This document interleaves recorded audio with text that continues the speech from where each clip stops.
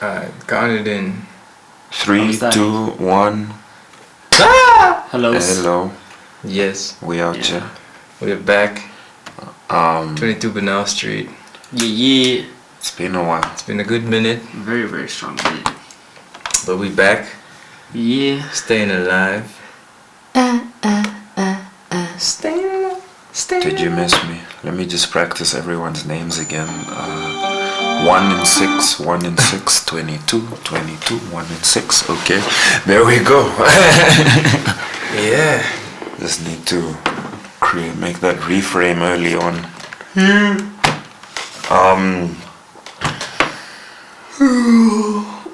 Who would like to go first? I don't know, we're just having this discussion about Stadia and how it's the future. The only problem with me is that it's like to pay a full $60 price for a game because you pay a subscription fee and then they don't have all the games available. So you're still gonna have to pay for some specific games if you want to take them.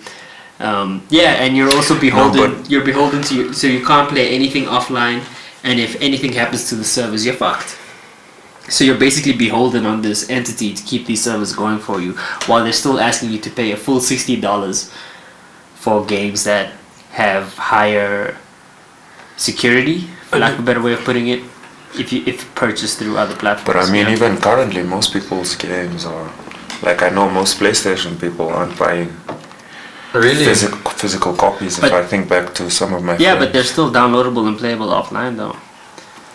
Yeah, I mean, but I think everything is increasingly moving that direction. True. Like you see, Microsoft is also with their Office 365 are trying to force you to get the subscription model. Most software now also runs in a subscription model. If you look at even Adobe Photoshop, I don't know from what year that they started adopting this Adobe CC model, where I'm not sure if you're a paying user, if you actually have the option to just get the software offline as a once-off purchase, because now they also want you to subscribe to the software and pay monthly. Yep. There are pros and cons to that. I can like the pros would be regular updates, which can significantly alter your experience. Like if I were to contrast bootlegged Civilization 6 versus paid Civilization 6, I'm like, oh, I must okay. say, After sales service is a real thing in the software industry. Like Yeah, it's an important thing. Yeah. I mean, I appreciate free updates. When it's not even really free when you're subscribing to a service.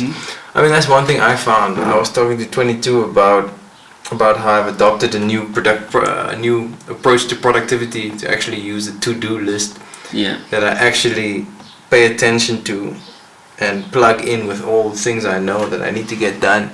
And what's been interesting for me is just how many of these to-do services like Todoist, for example, charge you a subscription for certain features. Like Todoist, I think, even wants you to pay a subscription for, I'm not sure if it was subtasks or a rather rudimentary feature that almost forces you to get it.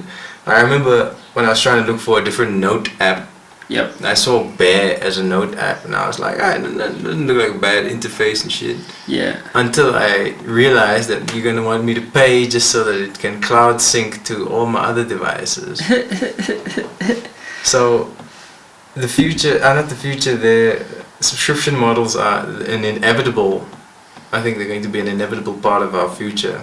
Yeah. As more and more, I believe, like we see with Google Stadia, I think more and more computing power is going to be cloud based, and our devices are actually just going to become terminals to interface with the cloud. with the True, cloud. but I don't think that the market for people who want to use offline services is going to entirely disappear immediately either. You know, I think it could get niche because there's still there are benefits to not having to be online to use something, and there are people who rely on that in certain situations, and I think there are people who would prefer to have that option.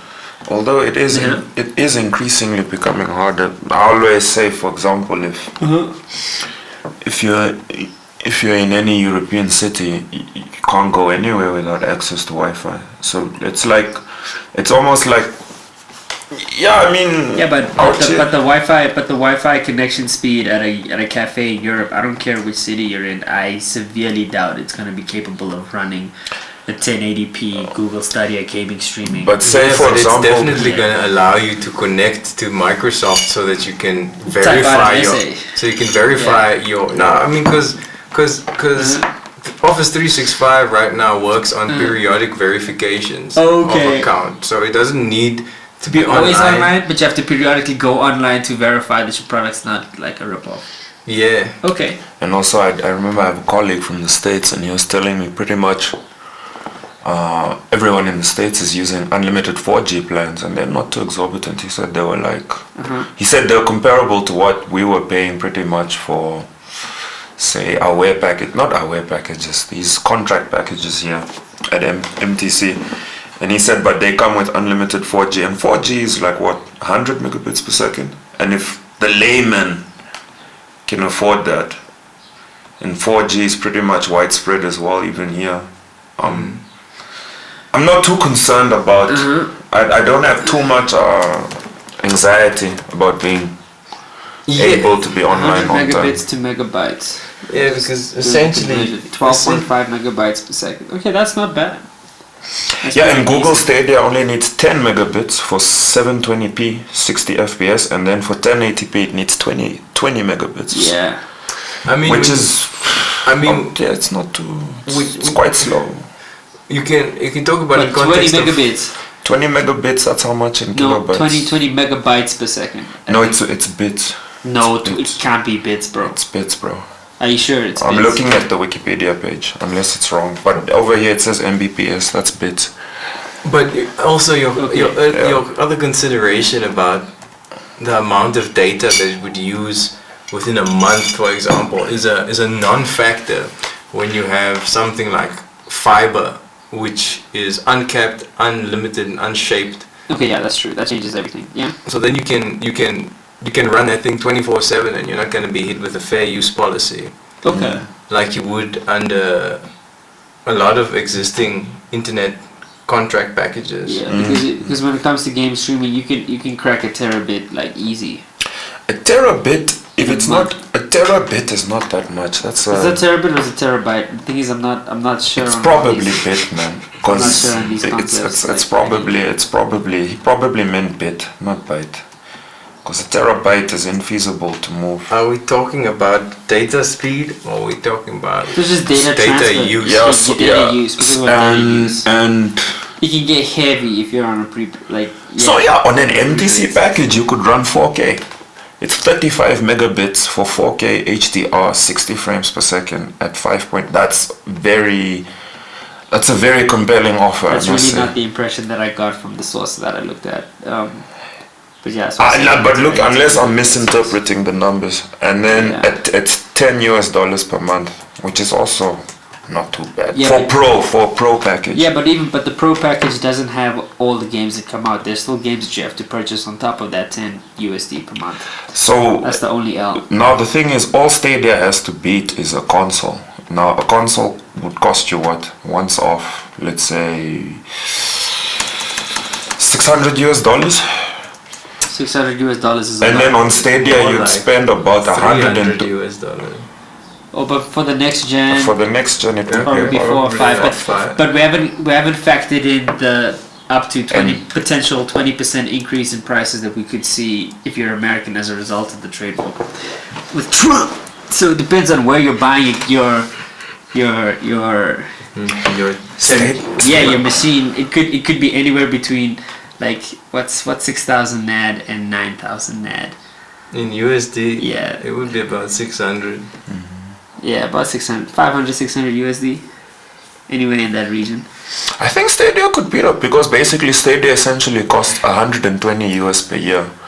So I think it could. and you would own a console essentially for about 4 or 5 years before upgrading. Because essentially, Yeah. essentially the push now. It's is that comparable, yeah. it's all you comparable. need to do is max out your internet, and you don't need to buy anything else. You don't actually even need to get eventually a more powerful machine. Because right now I don't download movies at all. I haven't downloaded a movie in a good a good amount of years. The music, I just stream that. I don't even really, except for my phone, download offline music. So that's completely accessible. Most of my important documents are already cloud-based, so that I can access those whenever I need to. So I think the move towards more and more services based in the cloud will be the norm very shortly. Definitely, especially in a first world country with regular access to decent internet. Even Because like where we are in NAMS, when I started, fiber is what, like 5-6K? For Five six for a comparable NAD. package in South Africa, you pay 6,000 6,000 which NAD. for what is 1,000 in South Africa. Yeah. So it is for definitely fiber. For one 100 megabit. yeah. So it's, But unlimited 4G. It's very much location specific. Not everybody. We don't have the infrastructure to roll this out en masse. Yeah, to but everybody. unlimited 4G is what's the problem? is still shaped, and you're still subject to fair use policy. Yeah, I think once you use 200 gigabytes, then they slow you down. But I mean, how are you using 200 gigabytes of data? If you're in a month? downloading, I mean, like everything is HD. Yeah, and if you're like just one game update can be like 40 gigs. Everything is auto Some on updating occasion, all the you know? time. Oh yeah, to share So games. yeah, if you're gaming, if it's the biggest problem is if you're gaming. Like if And you're mind you, streaming movies, they don't everything else switch is it off. decent, They just yeah. slow it down slightly. The Yeah. what's this? The Like fair if you use use policy. fair use policy. policy for But by how much They do, would you but slow it down? it could cripple your use entirely. Yeah, depending on how much they slow you down by. Yeah. You know, so I think it'll be a norm in a first world setting, but there will be a developing world lag in adoption. Yeah, Developing world lag tends to be like 4 to 5 years. Yeah, At least. yeah, yeah. It's really just infrastructure constraints, depending on your location. But otherwise, I agree with you guys.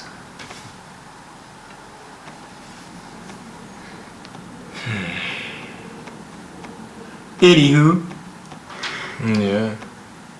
what's up? This is lethargy. Yeah, dude. Lethargy 101. We were out late last night. I'm simply hungover. Doing nothing in particular. Did you enjoy it? Was it worth it? Was it worth getting? Oh, it was Getting freaking trashed. amazing. Lots of hilarity ensued, Okay. which I can't really get into, but I yeah. mean, naturally, everybody weighs these things up differently. Essentially, yeah. And the value of what you obtain out of an evening. Yeah, it's highly subjective. Yeah. Highly subjective. Because I bailed at what? Like, we bailed at what? Like 2:30 in the morning? Like 2, I think. Yeah. No, you guys built. We left for like 2:15. I think you guys left like 1:15. Yeah. 'Cause I saw 2 something When you by the bailed. time the time I slept. Yeah, dude. But we also ended up inadvertently talking in the parking lot. Yeah. Oh. For a minute. Okay. Yeah. So, yeah. I feel bad about like going to bed past 2 a.m. I very much respect the next day. Yeah, it's quite egregious. It's quite an egregious thing to do to yourself. Because no matter, even if you get 8 hours of sleep, or you get your cycles just right, there's still just gonna be a little off kilter Yep. for the day. Yep. That's true. If you disturb your normal sleep pattern by that much.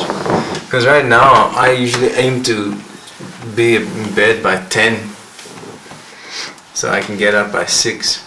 So that gives me a good 8 hours, which is usually 7, because I usually get to bed at 10:30. But if I contrast like my let's call it my vitality meter Yep.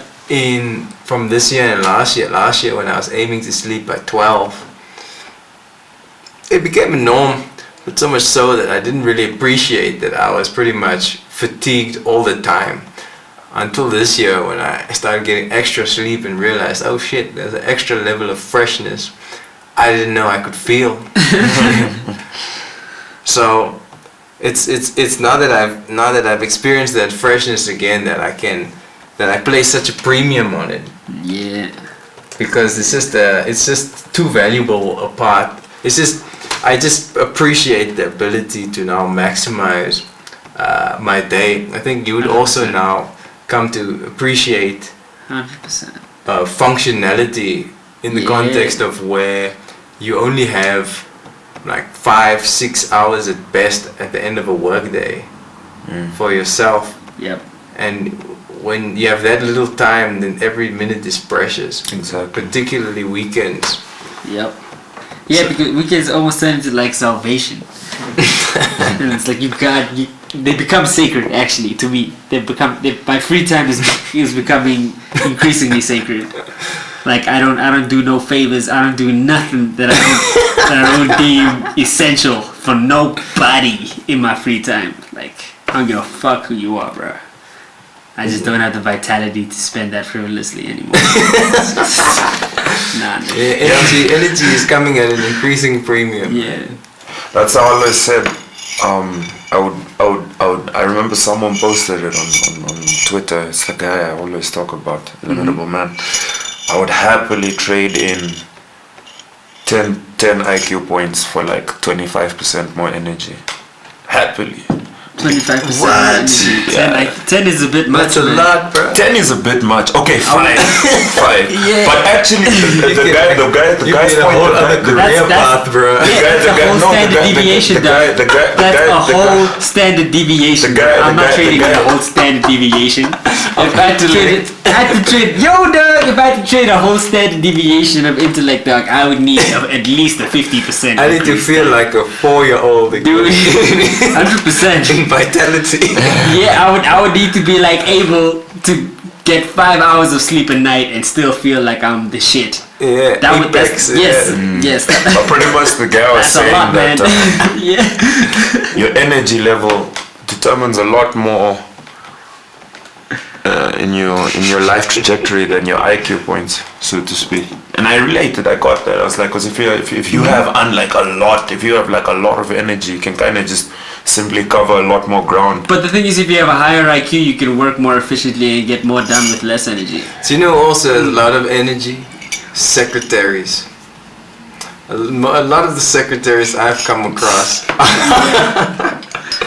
a lot of secretaries I come across are personally particularly bubbly individuals. Yeah. Very sprightly and spirited.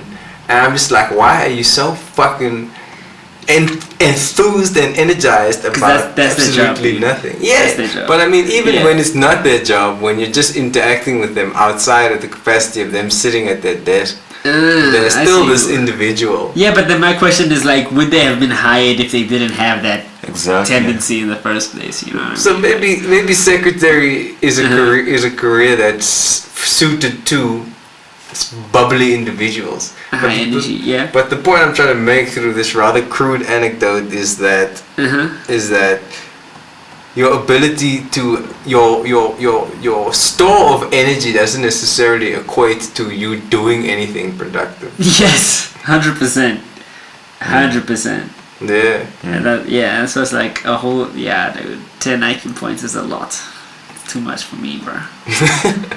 That's an expensive trade-off. Yeah. But I feel you in spirit because that's what we're trying to say is that energy is so important that I'd rather sacrifice the pleasure of an evening to ensure more energy. I'd rather sacrifice not having 4 hours extra of shenanigans this evening, Yes. so that I can have a fully recharged Yes. next day. A full day to just go in and slaughter.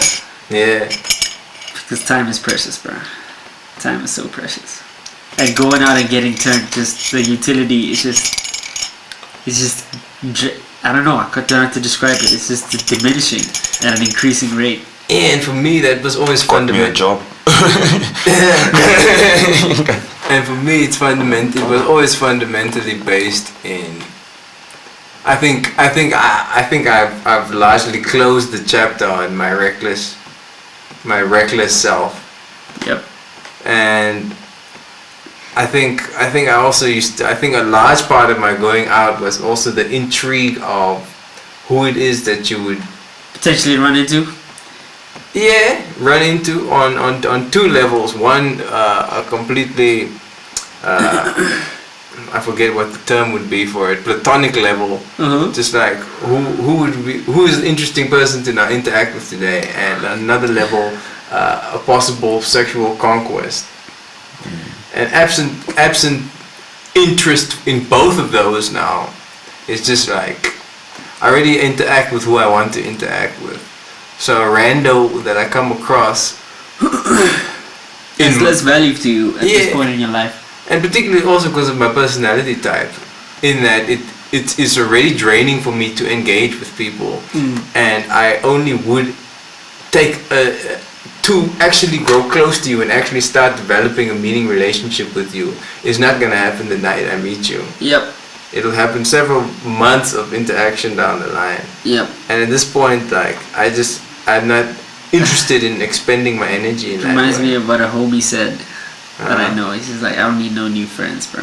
Like, he said that to me like 4 or 5 years ago, but only now do I truly understand what he was feeling when he said that shit. Like, yeah, that's I have no friends, bro. a whole new relationship. Yeah.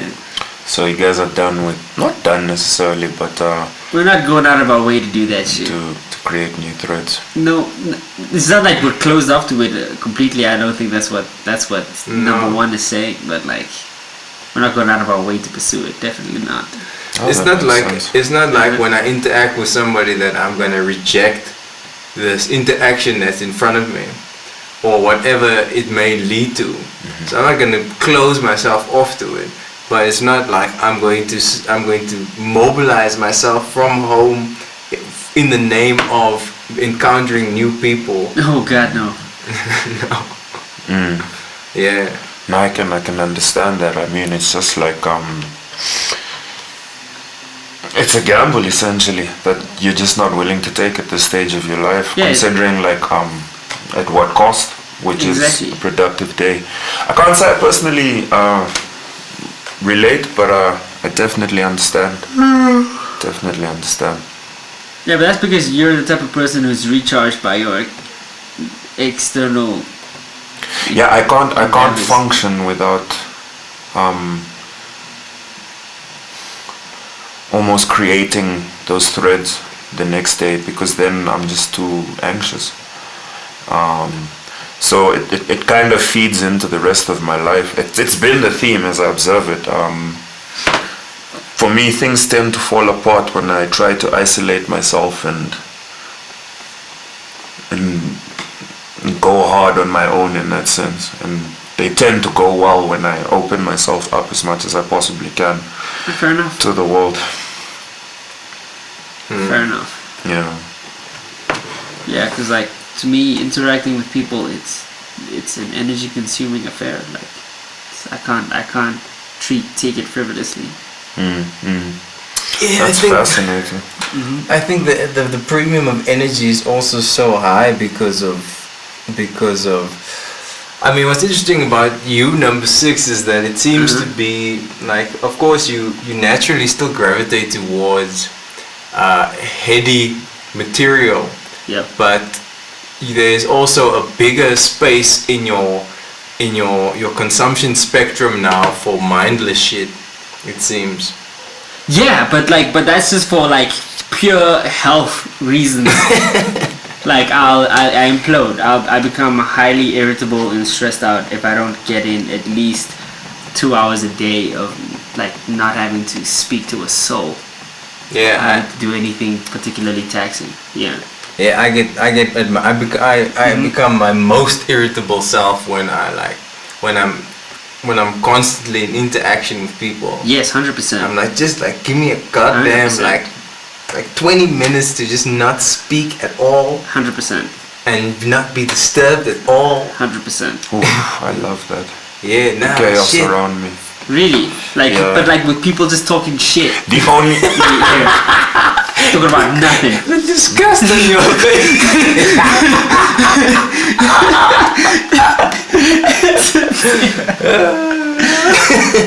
Some people yapping about a whole lot of nothing, man. I can't deal with that, bro. I can't.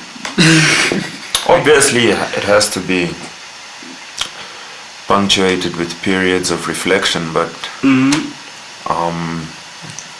I just find it energizing. It's just like now I'm in it. It's almost like the constant chatter allows me to focus for the first time in my life, because now I have something to block out.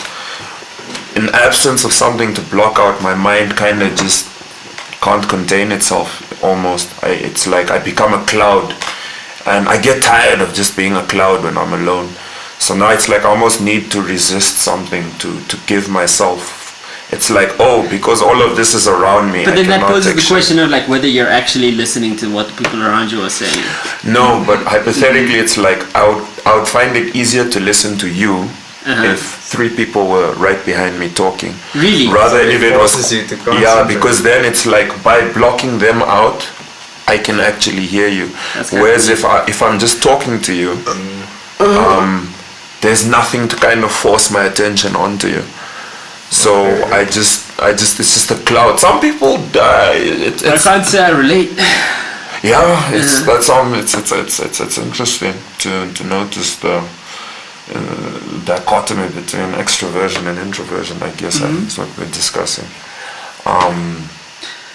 Yeah, because I mean, like, I don't mind having people chattering around me as long as they're not talking to me. Do you know what I mean?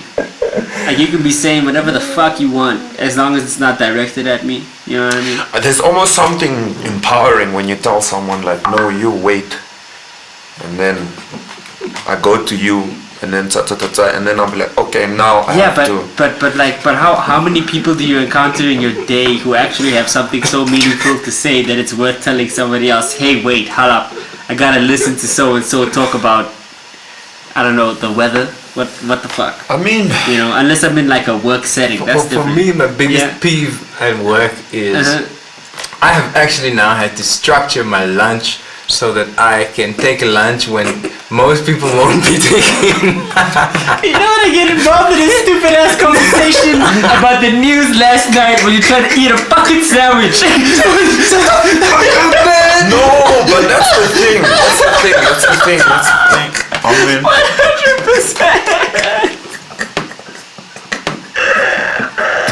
This is my time, nigga. Shut your mouth up, bro.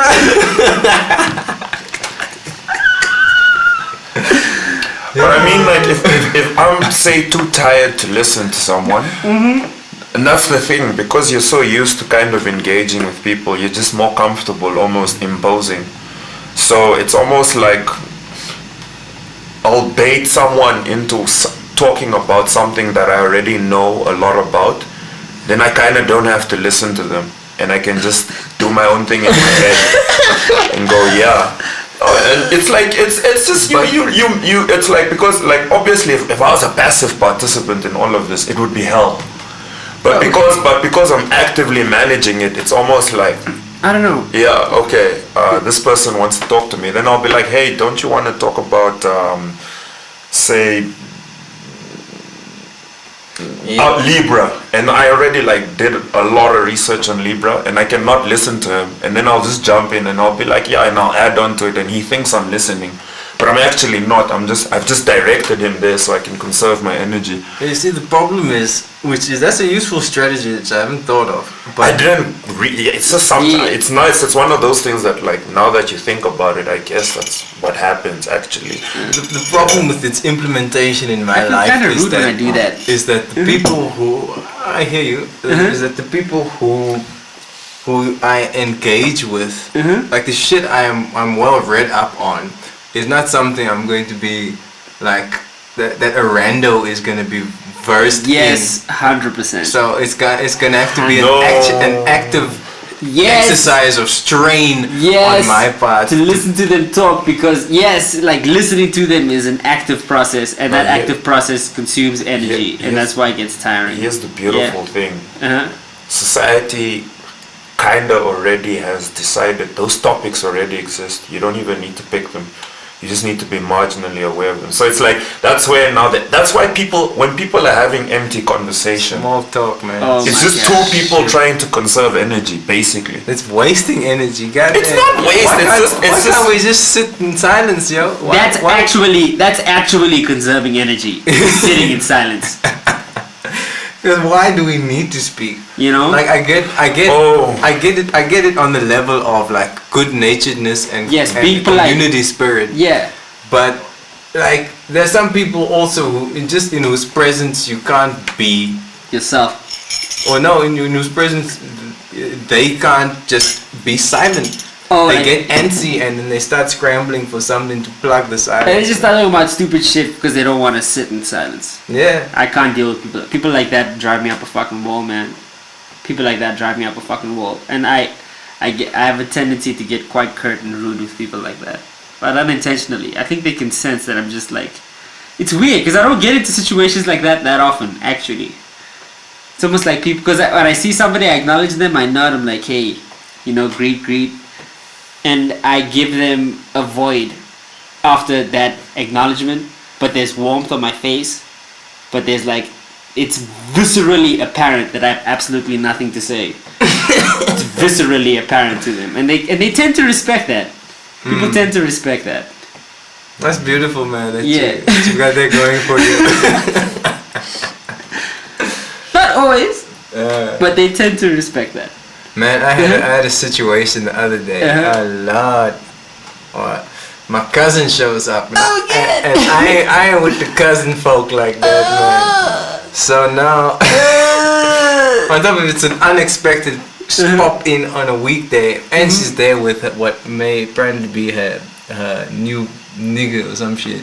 Oh gosh. So now I'm there, yo, bro. I fucking worked hard to try and find conversation, bro. Yo, I wouldn't even have bothered trying. I would have just looked at them and smiled and be like, yo, so you're well? Like, yeah, I'm well. And I would have just stared at them. I reversed that pressure. I'm like, why should I assume the burden of carrying this interaction? It is a Fuck you. burden. If you have something to say, you say it. Because I'm cool sitting in this awkward silence. I don't give a fuck. Especially if it's family, bro. Especially if it's family. Unless I'm trying to sell you some shit. Unless you're trying to sell me some shit. If this isn't about business, bro, I have no qualms being because a bit of an ass in that sense. Because this would have been fundamentally easier engagement actually if it were her mother or just any other aunt. Yeah, because adults know how to play that. They're well versed in navigating those situations. Yeah. They know they'll carry those conversations for you. Because I'm noticing more and more at work is that there's an art to like pretty much saying nothing in engagements, Yes.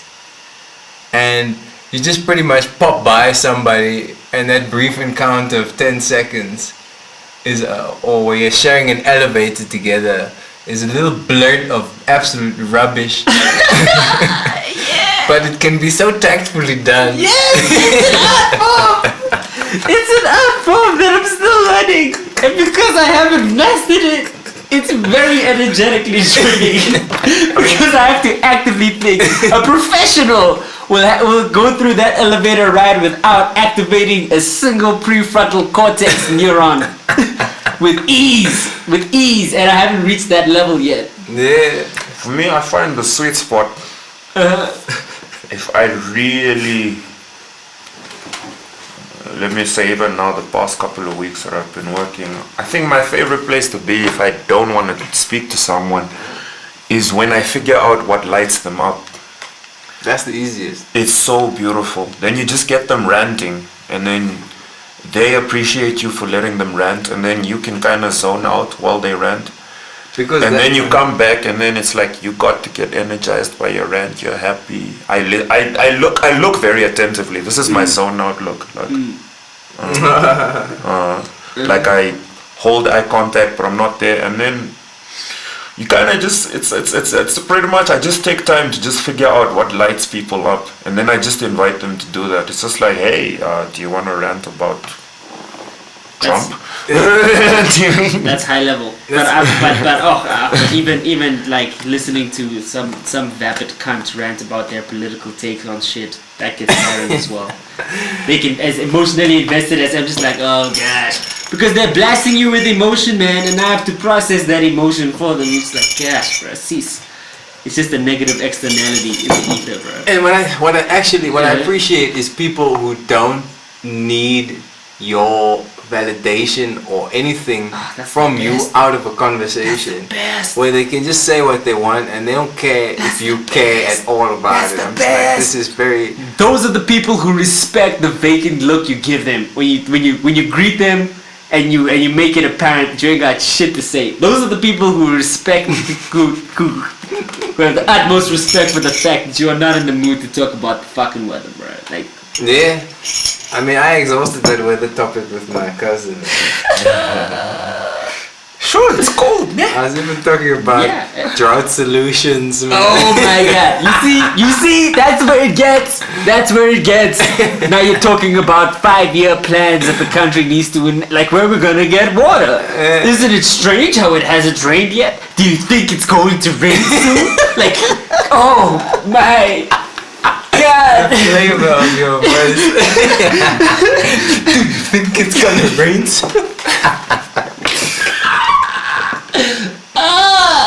Why are you faking interest, bro? Because your fake interest is forcing me to fake interest, and now you just trapped us both. You just trapped us both in this spiral of bullshit. Like, I hate it so much. I hate it so Small much. talk is so high up on my pet peeves, bro. I just can't stand that shit, bro. Oh gosh. Oh gosh. Yeah. Oh gosh. So I dodge niggas during lunch, bro. That's what's up, man. I lunch an hour early, man. That's what's up. Yeah, I must say, I also I dodge unfamiliar people because unfamiliar people induce anxiety because as you can see, I'm pretty like strategic. Yes. So in absence of that strategy, i.e. I don't know this person and they're approaching me. Now that drains me because that actually requires work, like figuring out the play. It's nice when the play is figured out. Make no mistake. Yes, I'm not gonna pretend and be like all social interaction is. Yeah. Social interaction is nice when you figured it out and. When you're in a familiar setting. But I will admit it is an energy investment to like set those processes up. Yes. And algorithms up. But once the algorithm is up, I'm 100% cool with it.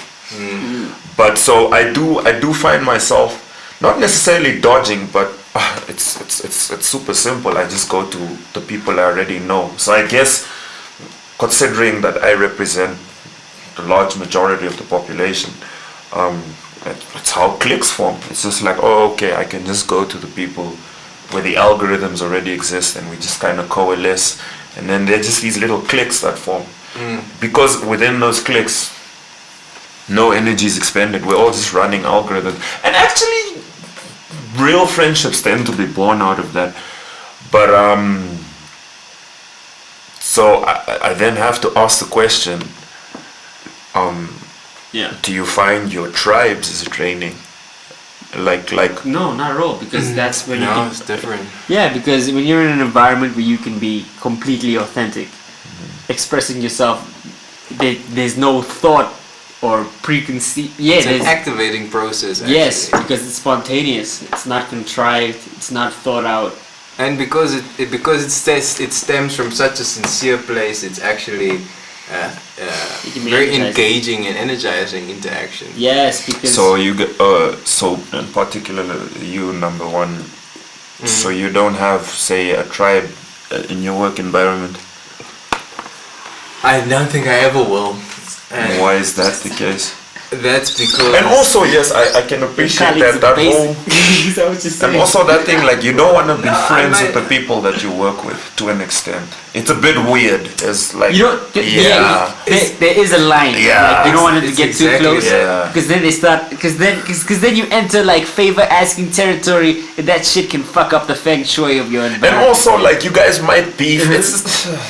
It's just I mean, it's a shit where you eat principle, but also it's I like to partition my life in those two respects So when I go to work, I present a specific persona to the people in that environment, and essentially I'm there to execute a specific task. Yeah, and I'll do that task well, and I will be pleasant to you, and I will assist where I can.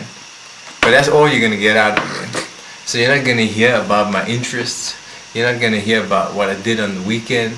You're not gonna hear about what I do at night in my spare time. You're not gonna hear about no favorite color or favorite food of mine. You're not gonna know anything about me. But I will be a pleasant colleague. That's what's up. I'm more or less the same. Yeah. I'm like that in social situations as well, to an extent. But also, I think I'm also just very. I think it is contrived to a certain degree in how I am very specific about the image that I present. Of course. At work and in my private life, I just. Not that it's necessarily mutually incompatible with work life. I just don't want to have to reconcile those forces. Two aspects of yourself. I see. Yeah. It's easier to wear a mask at work, it seems. Yeah. I'm still trying to cultivate mine, which is why like speaking to employees and clients is energetically draining as fuck still. But I'm aware that there's a place of understanding the process that is achievable where it won't be that energetically draining. But I haven't reached it yet. Yeah, I mean, I think the process is essentially one in which you, over time, begin to vivify this personality. Yes. And that's just by sheer virtue of the fact that you are infusing it every single day. Like, alright, I'm talking to you now. I am annoyed that I have to speak to you now, but you know, different people would choose to handle it differently. Some people would try and be more curt about it. Other people would not show that they're annoyed. Other people would just completely ignore the fact that they're annoyed and become immersed in what your challenge is. And so as you periodically encounter those moments, you are shaping what that work personality of yours is. And just engage with the sheer spectrum of people that you now have to be in the presence of. Human beings that roam the earth, bro. Yeah, not at university you can choose your space by and large. 100%. But then when you have to deal with people that are completely just diametrically opposed to everything you are, and you have to navigate that space, it's a whole different beast. But funny enough, okay, maybe that's because I'm also kind of someone who's pushed by the wind career-wise. It's kind of like the space I'm in, depending on the profession you choose, it kind of attracts similar kind of people. And you can kind of even tell, you can be like, okay, those are, bro. You don't think so? I don't think so. I'm looking at the sheer contrast in the people in my profession, and like when I was doing legal work, the type of attorneys you get, man, you get the very same personalities. If you're like, you get assholes who just bulldozers, and then you get complete slackers, and then you get people who just try and cut corners, and then you get your rogue cowboy types. Yeah, because it's such a generic profession that all types of people get funneled into for the most random of reasons. Like you get people who are what they are very accidentally. You know what I mean? People who accidentally became lawyers or engineers or doctors simply because of circumstance and aptitude. You know what I mean? So yeah, I don't know. Like although in the more specialized your field gets, the more typical people tend to become. I don't know. Like if you're just a lawyer, like law as a profession to me seems far too broad for it to attract a specific type of person. Because there's so many ways you could play that law game. Yeah, quite so. I think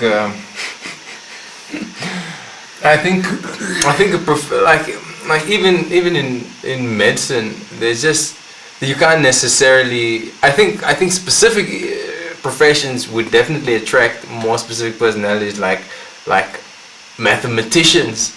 would definitely attract a really specific type of person. Even like Because nuance. that's niche as fuck. Nobody's walking into your grade 11 classroom telling you the virtues of being a mathematician. So I You mean, know? to qualify the statement, like in legal profession also, you do get certain fields in the profession itself, like family law, human rights law, market commercial And law. that's when people become a little more typical. Yes, of like specific personality types, like types being in, like, in corporate, and you get your really doughy type of people in human rights law. So you do get those. There is a level of nuance, but at the straight into the when you walk into the foyer of the legal profession, it's just a mixed bag. It's not like to become a mathematician where the preconditions are already. You need to take a fancy in maths on a theoretical level, which is not something that most people are going to Yeah, gravitate and then towards. get like a master's degree, if not a PhD. Doctorate, yeah. Because I was going to say, I mean, yes, I mean, if you get into the nuances, people are different always. But like, if I look even at engineering, which is the environment I've been around, you do get the typical engineering type guy. It's almost like when I speak to someone else who has a background in engineering, it's I can assume like a broad subset of not even topics, but just interests that we can get into by virtue of like the type of person that finds themselves Kind of. in an engineering background. It tends to be someone who likes fixing things or something, or Okay, tech like that, like on the inclined. most basic level. Yeah. On the most basic level. You, Okay. you see the clouds. Okay, because yeah. now we seem to be drawing a distinction between practical interests and personality nuances. I would kind of. You know what I mean? I'm kind of pointing more towards the personality nuances rather than interests as well. It is a personality thing, like the handsy kind of guy, the practical kind of guy. Those are the people that tend to populate the engineering environment. They tend to be practical thinkers, so to speak, Okay. pragmatists almost. But if you get down to it, you get lazy engineers. Yes, you do. Do you get like, bulldozers? You do. Do you Okay. get doughy types? You do. But Because I'm trying to find like if you scale up, you an do. acceptable kinda, level of resolution. Yeah. Because like is engineering as a field, how many nuances does it have? Like how many niches exist within the field itself? Quite a lot, because then I'd go even further and say like you could probably tell an industrial engineer apart from an electrical engineer. Like if you had to guess which one is which, and you only knew their persona, you could because that's most materials branch. Okay. Whereas industrial tends to be the more So say the typical characteristics that go across, say, being industrial engineer and electrical engineer. Like the intersection of typical. interests that of both engineers. yes, and then that yes. Typically, one thing I've noticed in most engineering students is they tend to be future focused, nearly all of them. Where are things going? Because why would you get into engineering? You want to kind of build the world, so to speak. Okay, I see. Yeah. I see. So typically, and that's just one of the things. I don't know all of them. Okay, so then Off the number top one, of would you my say head. that there are typical characteristics of people who get into the law profession in general? Well, I think there are also fundamentals that you need to at least make it through the study of the field itself, which is an ability to read and process really verbose information and distill it into something simpler. But so I think, but that's usually something that can be solved just if you have a quality of hard work in you, hard working ethos. So, okay, so you say that there's no real like personality or general interest characteristic. Lawyers strike me typically, obviously eloquent. That's one thing they all tend to have in common. But I feel like that's something that's developed as a result of the practice of law, not something. Yes, exactly. That's, That's actually what I'm you know. pointing towards also, because it's like you've all been through similar experiences. Wouldn't that kind of... It does shape you, but if you try and look at who enters law school, yes, not what you become as a result of the experience, but what you are that draws you to the experience. Yeah, so who's the kind of person that's drawn to law? Well, while you do get a mixed bag, only from my own experience, you do see a lot of status-driven people. That's what I would expect. Yeah. Status conscious. If Yeah. not Yes, necessarily driven, status. but very status conscious. Yeah, Yeah. precisely. Because I think like 50-60% of the class was rich white kids.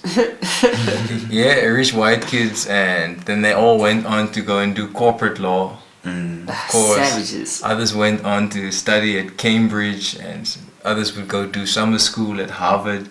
So So they were just like ambitious savages. yeah, yeah. In a nutshell. I really think, and it's for the sake of the flex, because it's those who are the more doughy types. For example, those who are doing it to get into human rights law, or those who want to actually do it so that they can further their own business interests or something like that.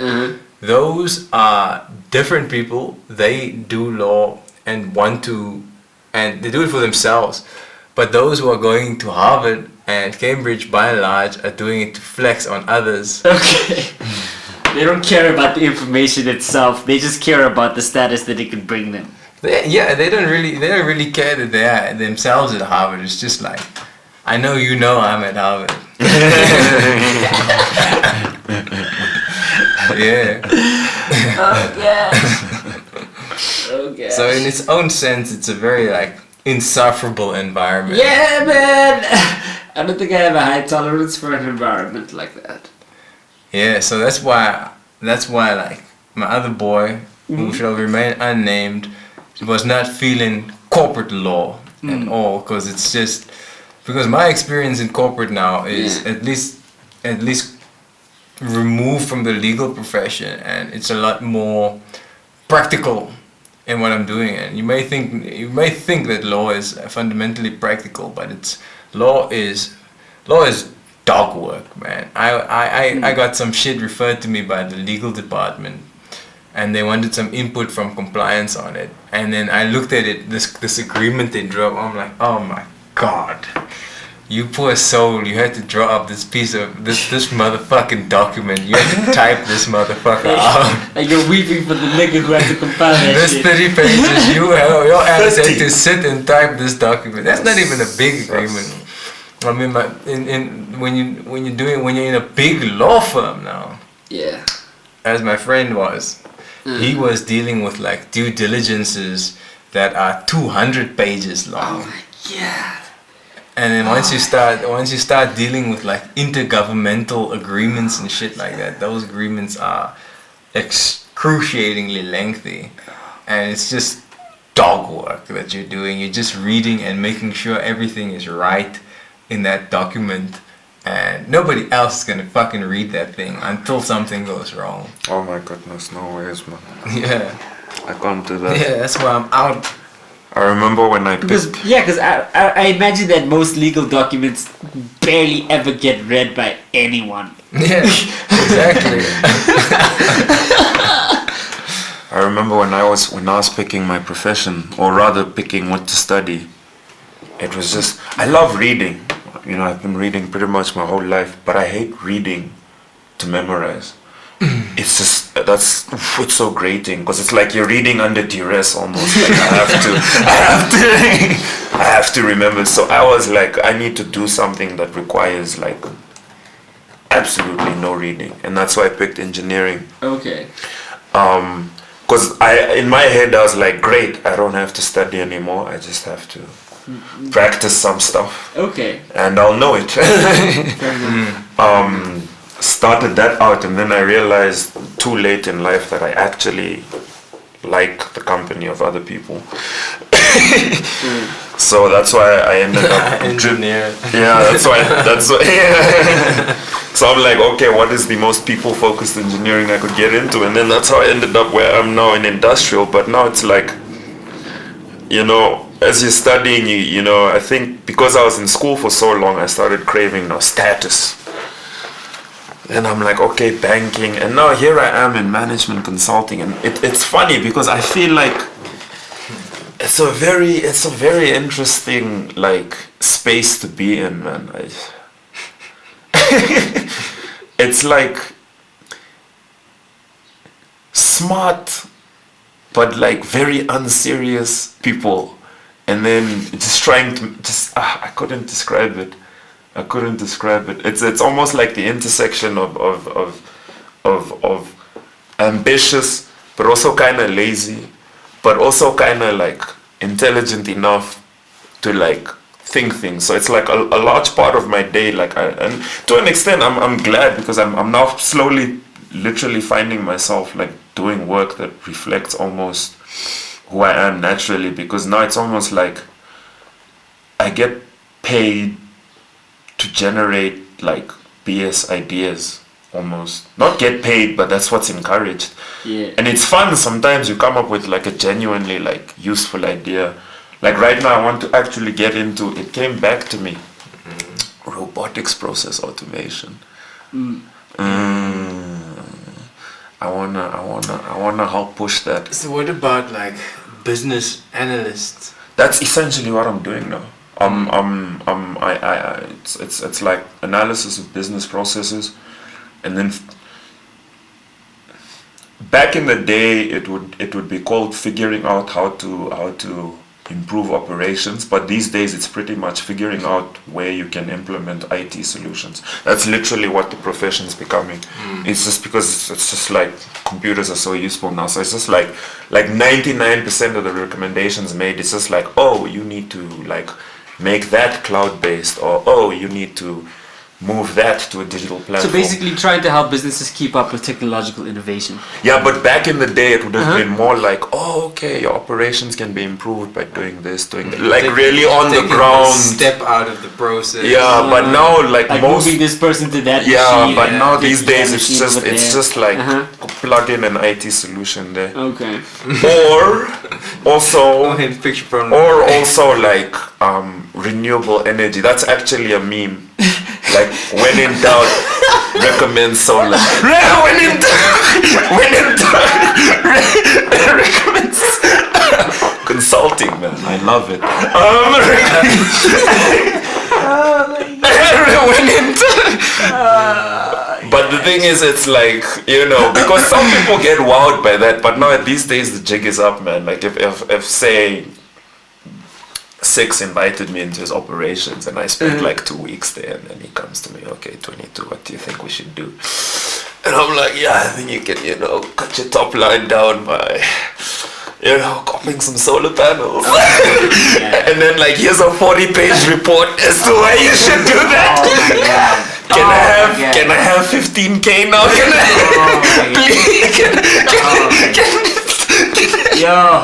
Yo, you would be subject to a very visceral eye roll by myself and my dad. No, that's when you know the man like started working last night. A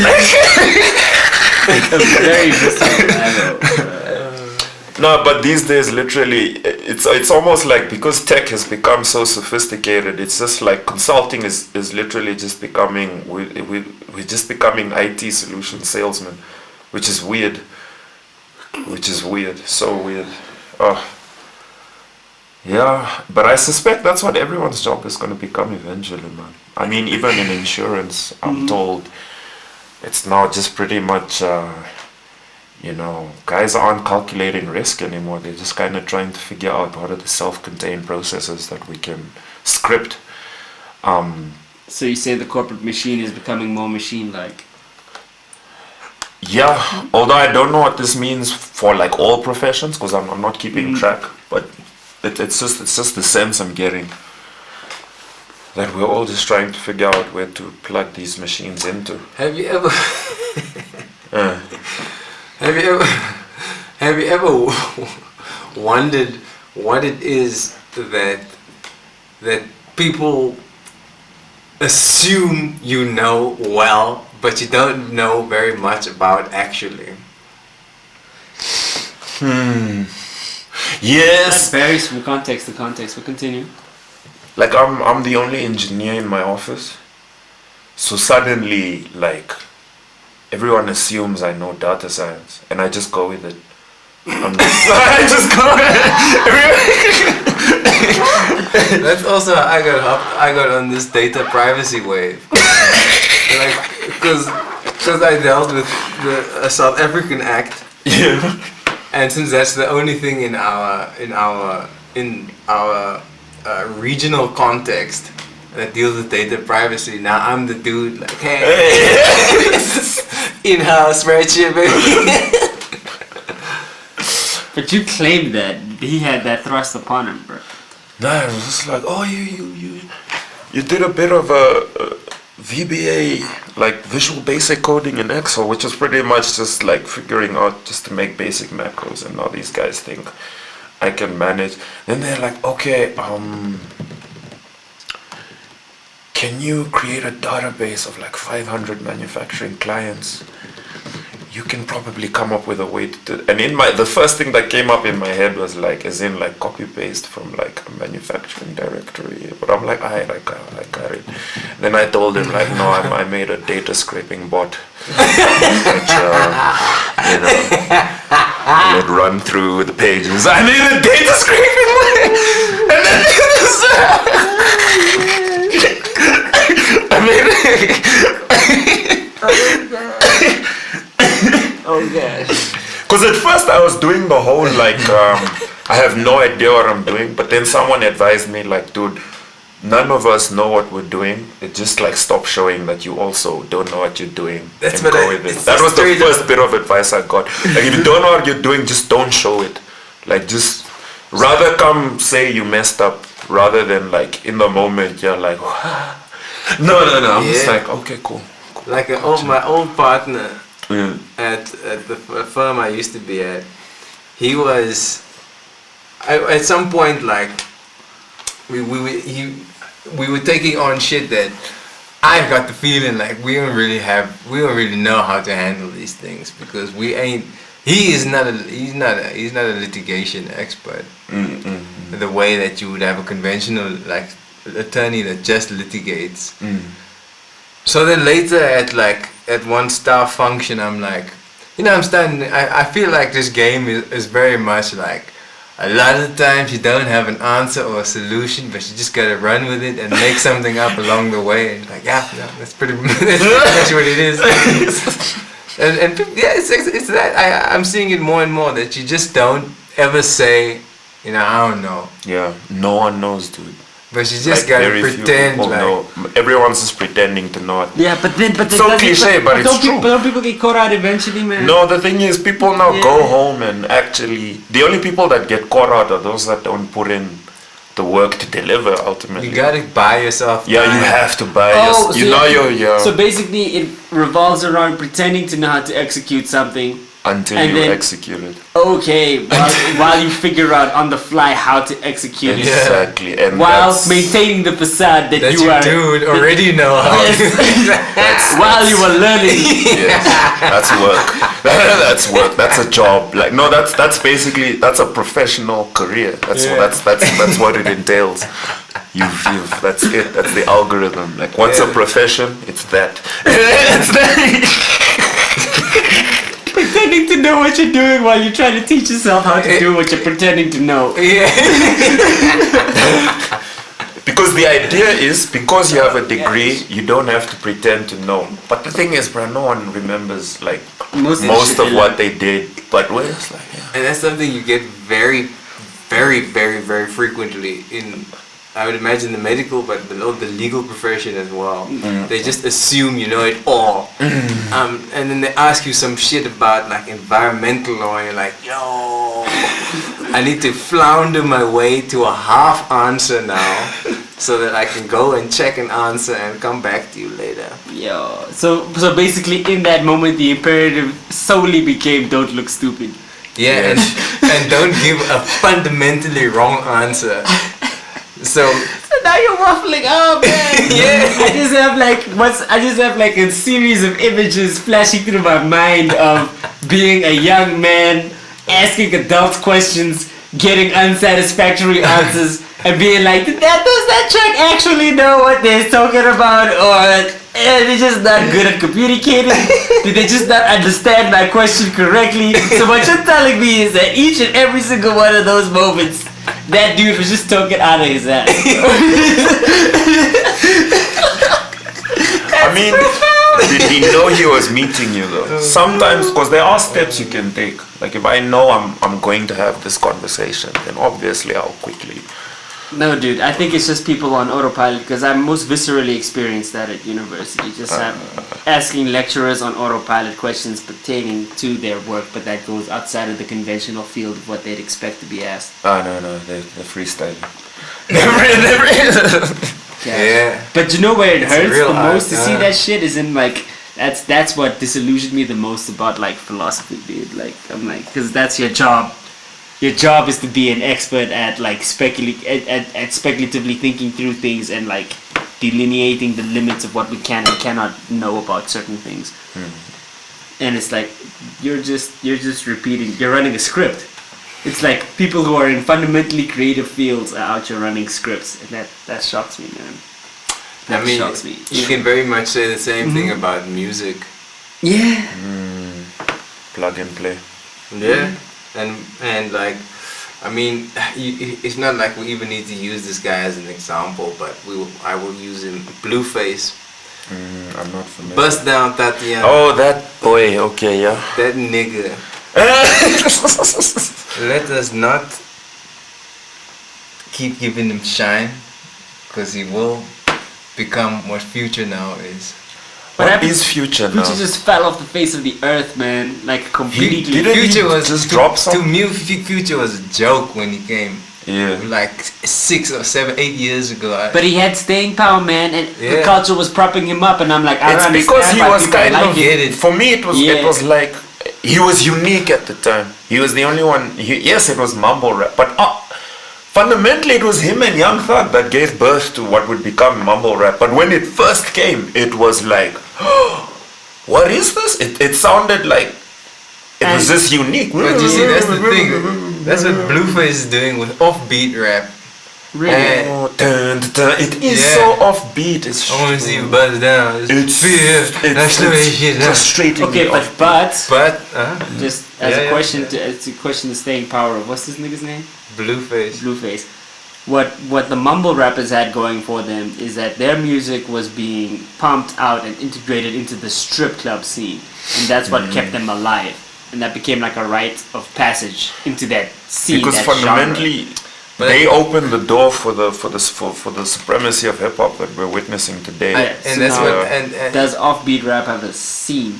no, because that's my thoughts on where hip hop is now as a genre is that it's pretty much The I think biggest already genre in the world. yeah, but it's on its descending limb now. Yeah. Oh, so you telling me this is like mid 2000s rock and roll?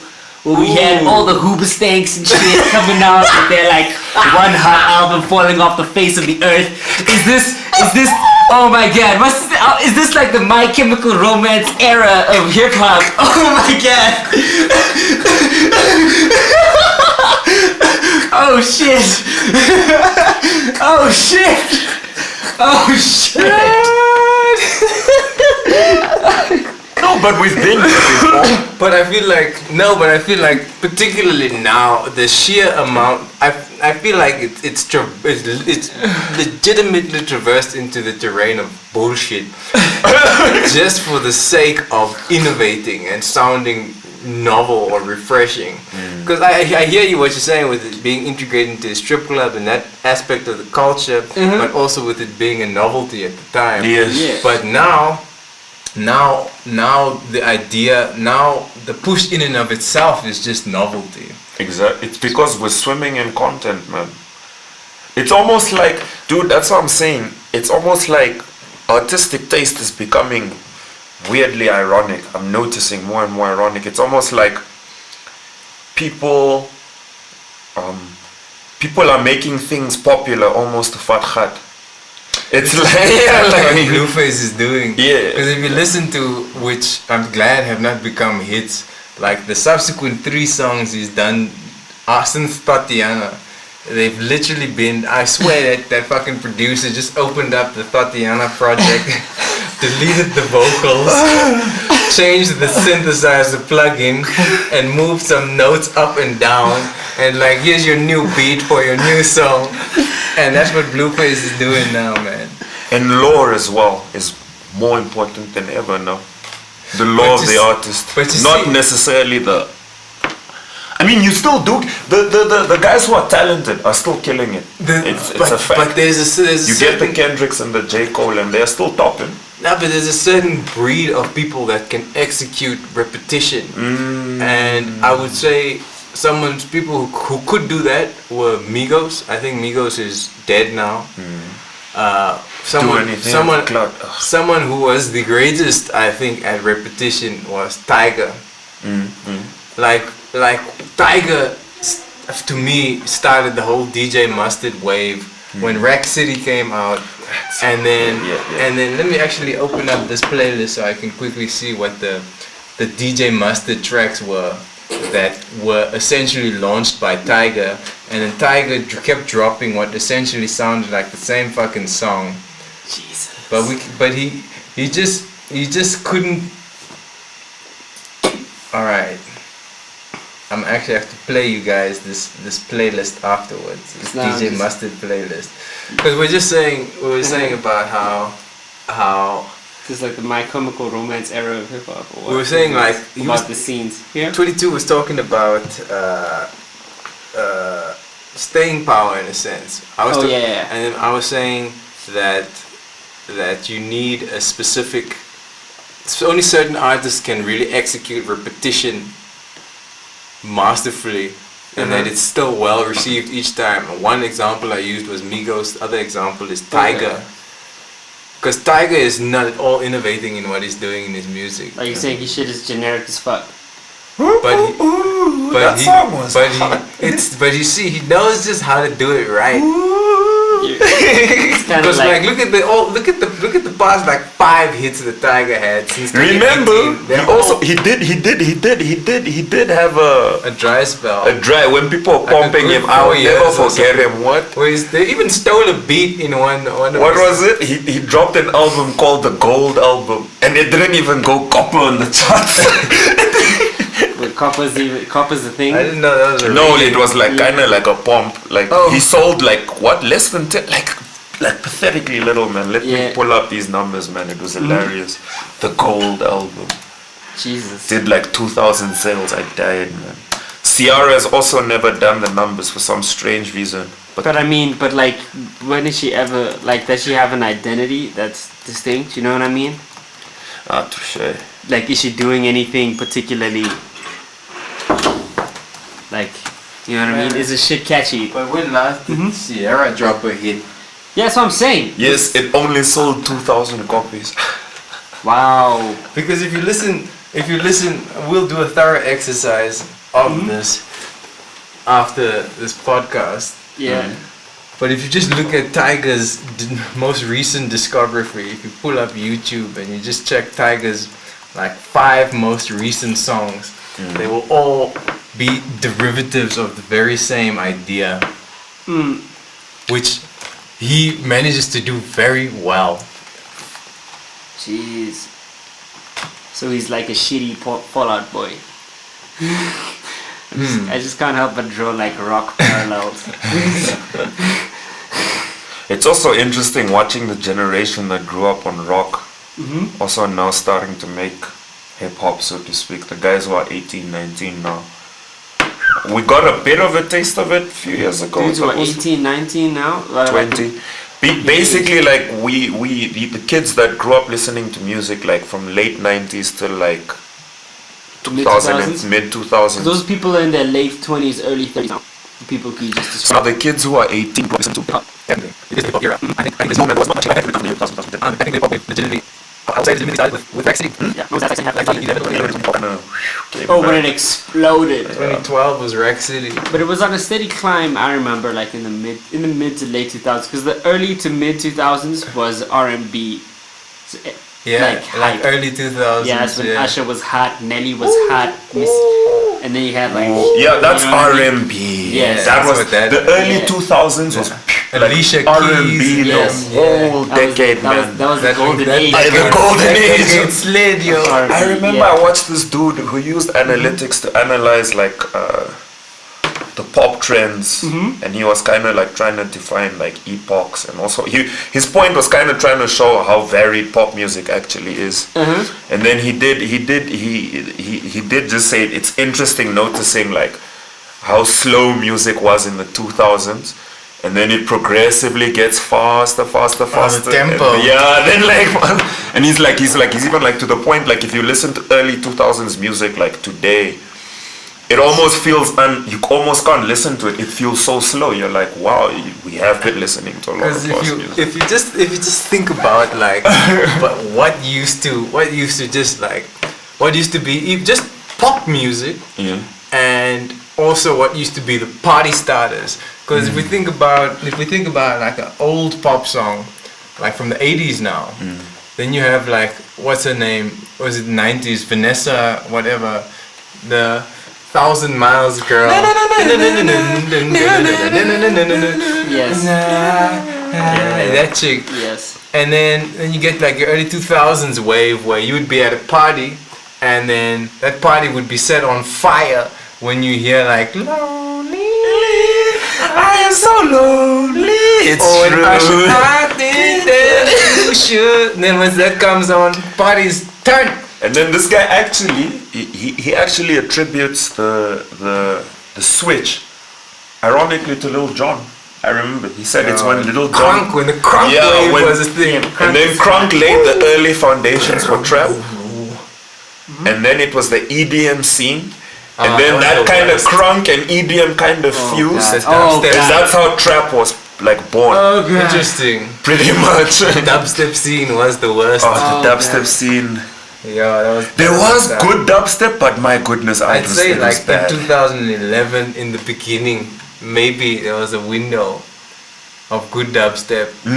I think when it was novel. I liked melodic dubstep. Like when I Skrillex remember. was still on his like first couple of albums, like the first 2 or 3 Skrillex albums was still coming out. I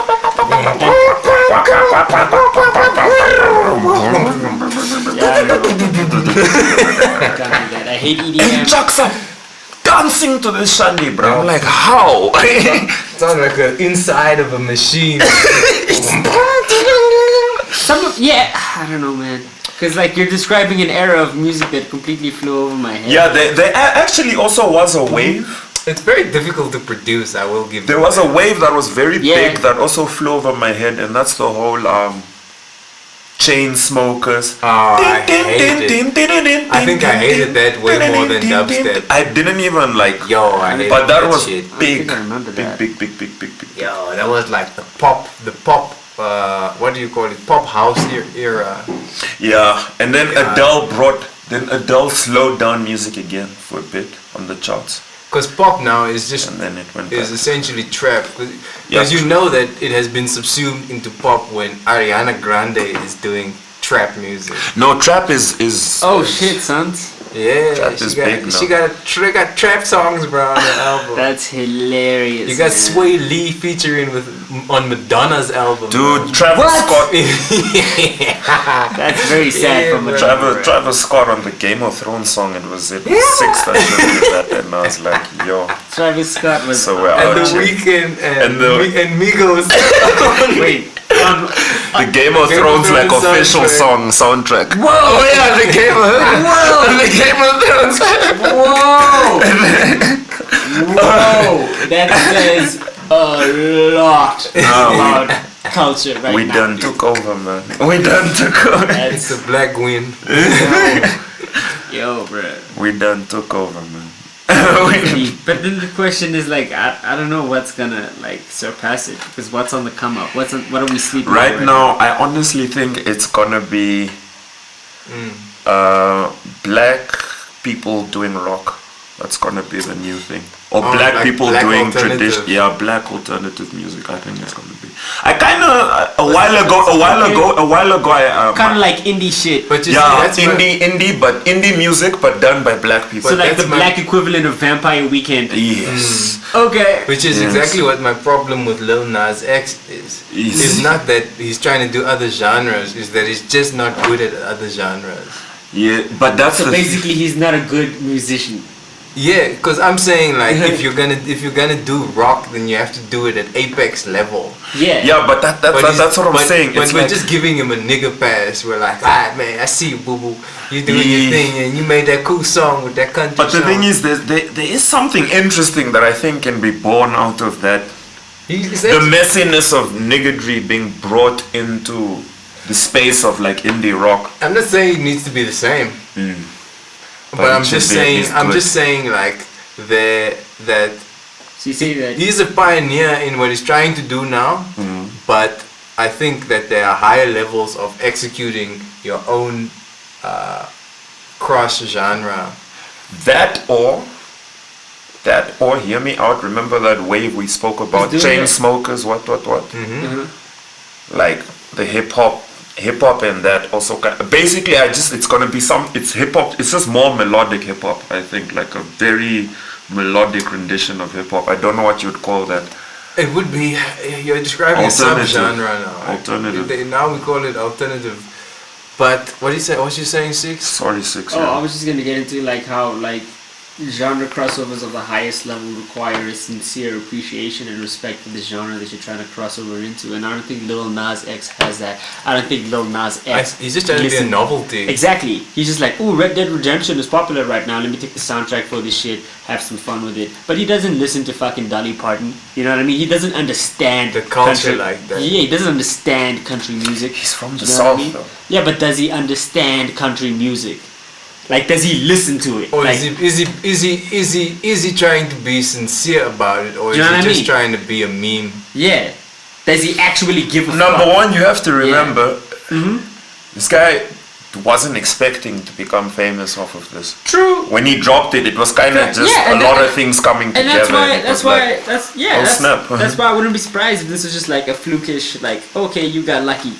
You're like the first nigga out here. no, now the thing is, it's like Because- now this is his yeah. opportunity to show us like what do you actually do. Because if I Yeah. if I could interject with an example of like a crossover that hit the spot for me, it was I would say Linkin Park's like hybrid hip hop electronic crossover, which was 1,000 Suns. I think that was for me a very well executed. Yeah, but that was like their fourth studio album. You know what I mean? Like. Yeah, but That I'm saying. No, but like, I think that just speaks to my point of like, it takes like deep skill and appreciation. Like, you have to be a fucking musician to do that shit correctly. And I don't think Yeah. Lil Nas X is on the level required to pull off in a 1,000 Suns, man. Like, gosh, bro. That's like, took Linkin Yeah, Park that- over a decade to reach that level, bruh. Yeah, yeah, because we know he ain't playing no instruments either, man. Yo, No, for L, real. immediate L, bro. I can't take you seriously if you're trying to make crossovers. You can't produce your own shit, can't play I think instruments. about it over and over again. Somebody who you thought would actually do reasonably well in the crossover and didn't was Kid Cudi as well. When Kid Cudi dropped Man on the Moon 1 and then 2, and then said he was going to do a rock album, you were like, I can see why you would say that. But then his execution in what came with Speeding Bullet to Heaven was, Lord. Do you know I've never heard that album? That was even worse. I've never heard that album. But Yo. then when he did neo psychedelic shit with Kids See Ghosts, Oof. Epic. which is still fundamentally a hip hop album, Yeah. but that's better at moving to a new genre than the licks you're hearing out there Yeah, on because- Yes. Lil Nas's. So actually, I think what Kids See Ghosts is the future of music, which is ironic because Kanye. Kanye tends to always precede Yeah. the next trend. That's why I'm Weird. That's why I'm a Kanye stan, bro. He always As long as he keeps innovating with the music, I'm a stan him, man.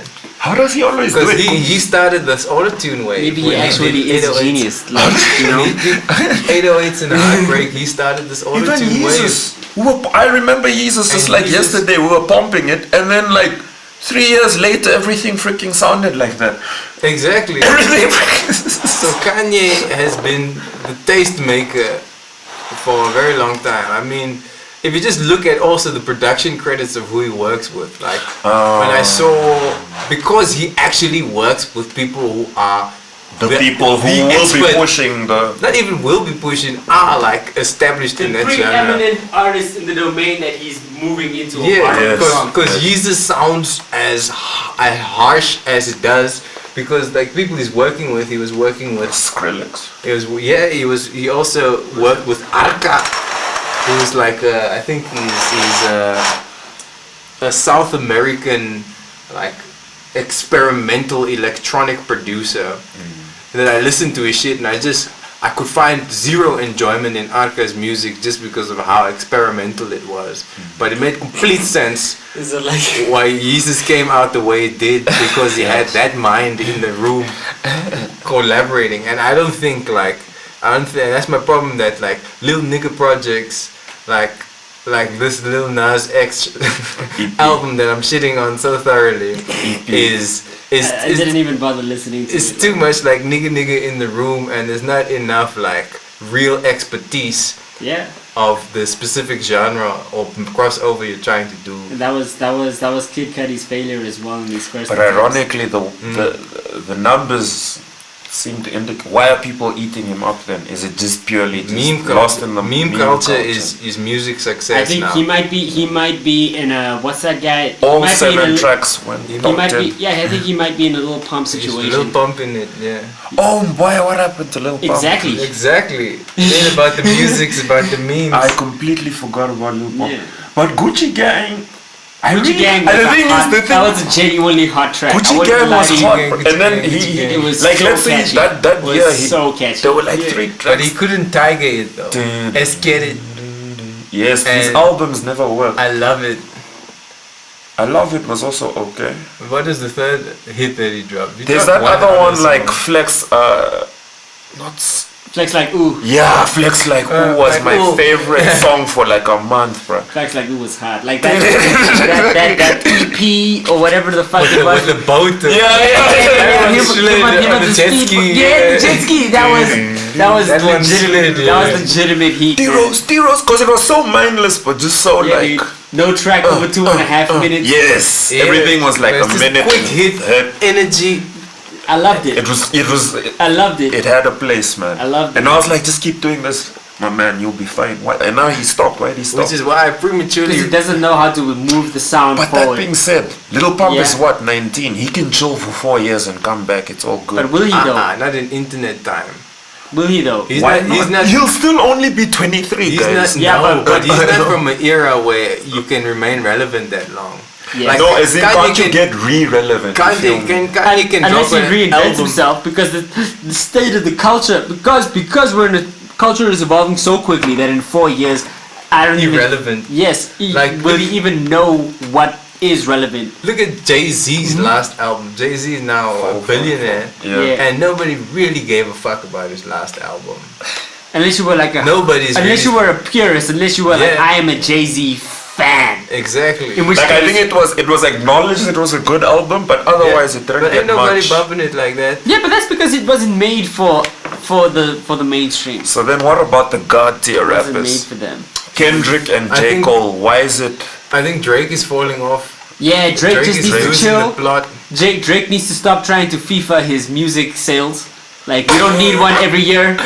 And also, we It don't, doesn't need we to don't- be 20 and we don't tracks. need 20 tracks, bro. Dude, like, Give me also- like 7 of the best. Just give me if 10. that was like, if that was half the length of what it was, and he just chose the best songs, it would have been a hot album. Yeah, because But that's the not moment I his- see 20 Drake tracks on an album, I'm not even gonna listen to one. Do you know why he's dropping 20 It's an tracks? immediate Because he knows outline. one of them will be a meme. But then Yeah, why but can't why he don't you just just have choose the that courage one? to choose to decide? No, because the thing is, if you have 20 tracks, literally your chances of becoming a meme have doubled rather than dropping 10 tracks. You also have to remember, streaming has also kind of changed But not the yeah. like basically. But people don't It's have like- the it's attention. like- people I- don't have the attention span I to can't- sit through I 20 can't- I tracks can't- and find the meme. But, I can't interestingly remember. enough, Because what was the Astro meme of World his was last album? 17, and I reveled in every single song of Yep. Astro World. Basically, Yeah, what I'm that's but that was ASAP Rocky's first album in how many I'm years? talking mean about Travis? Travis Scott. Travis Scott. Yeah. Okay, yeah, but that was an album Yeah. in how many years? You know what I mean? It was like. But basically 2-3 what years. I- Exactly, what and the features on that shit was insane. Like he, That was. Yeah. Yeah. the hypothesis I'm trying to like help you guys make you guys help me construct is basically that there's something about the way we consume music today that incentivizes dropping 20 tracks at a time, and I can't remember what that reason was. I don't think so, dude. I think there was a compelling reason. I think we're just in an can't era where remember the what it was. exact opposite is true. Which is, I think, exactly what Kanye understood very well with his release in No, but Kanye was dropped it- 4 albums that month. You can consider them all as one Kanye As one, album. he dropped one his 30 own. He track. dropped Yeah. Kids He Goes. He dropped Pusha But T, he dropped them in stages. He made was it week after digestible. week. As 7 songs each. Yeah, It that's was perfectly digestible. Yeah, that was digestible. Because who has the attention span to spend an hour and a half listening to one album? Exactly. In this day and age. Just give me your best thing. No, it's not. That's what I'm saying. I don't think people are listening to albums anymore. They're listening to playlists. They're listening to charts. Exactly. And that's how I'm like.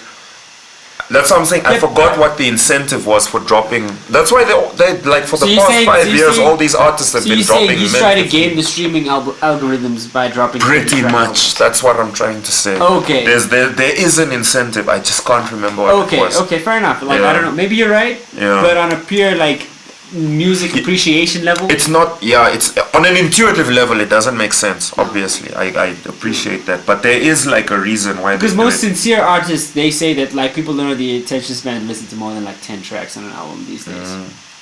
No, it's a very deliberate decision. These marketing guys, I just can't remember why they do it. Yeah, but it's undermining his artistic credibility.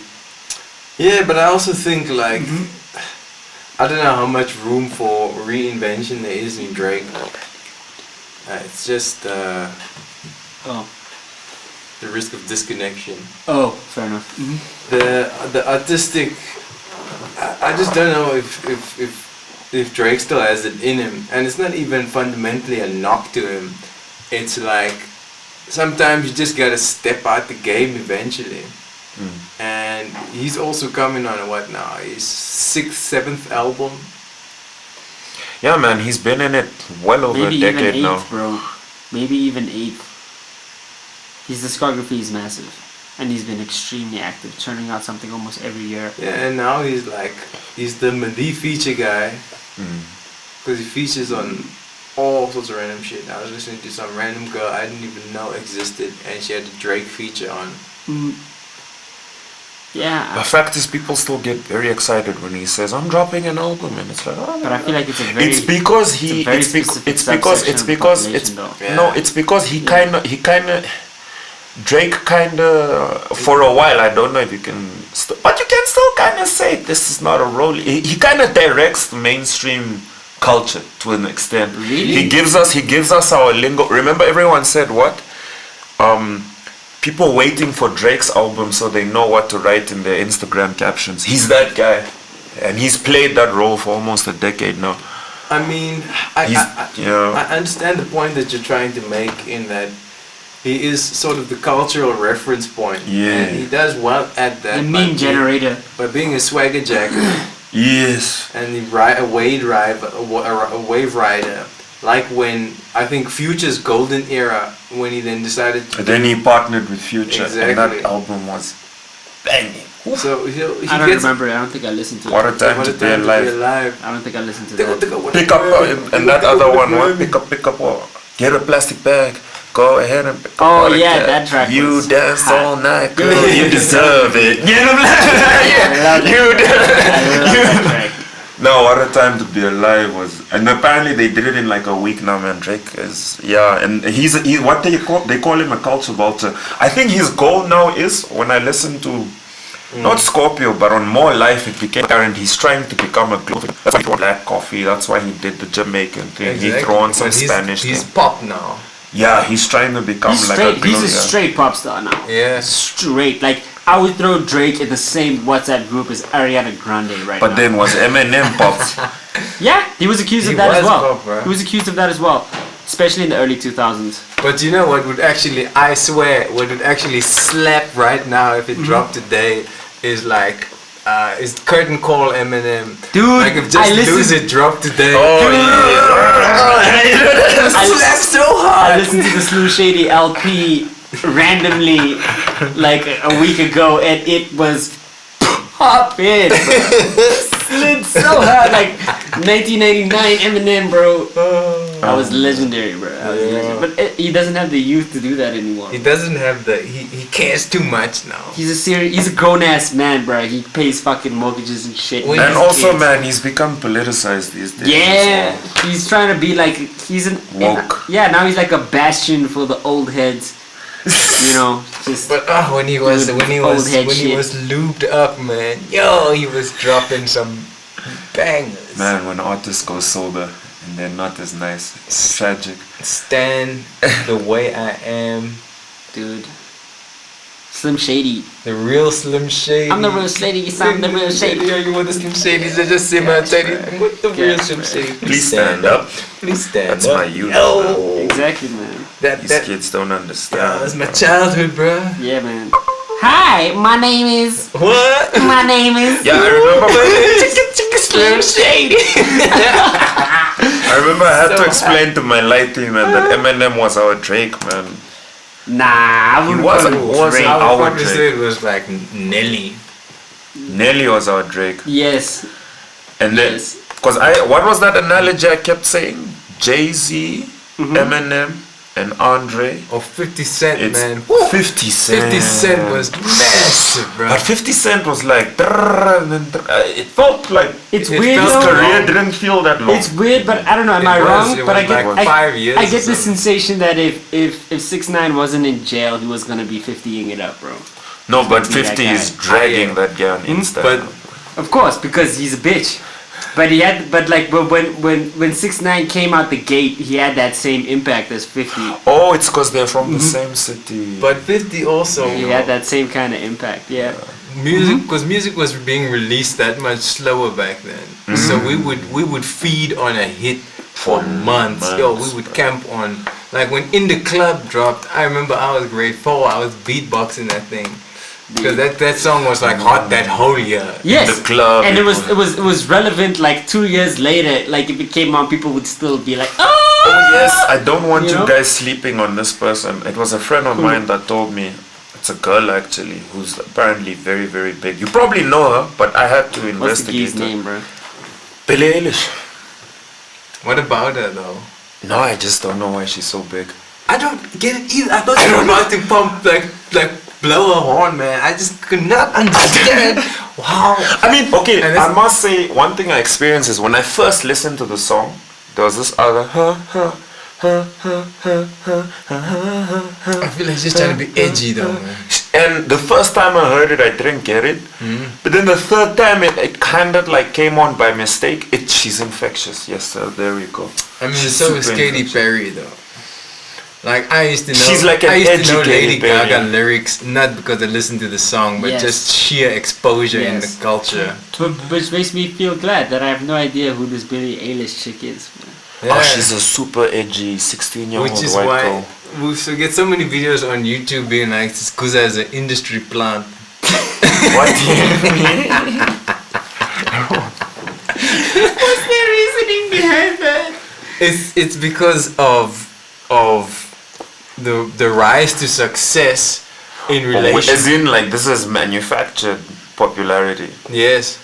In that there's no fan base which was built off of anything tangible, and now she's in rooms with like Timberland and shit.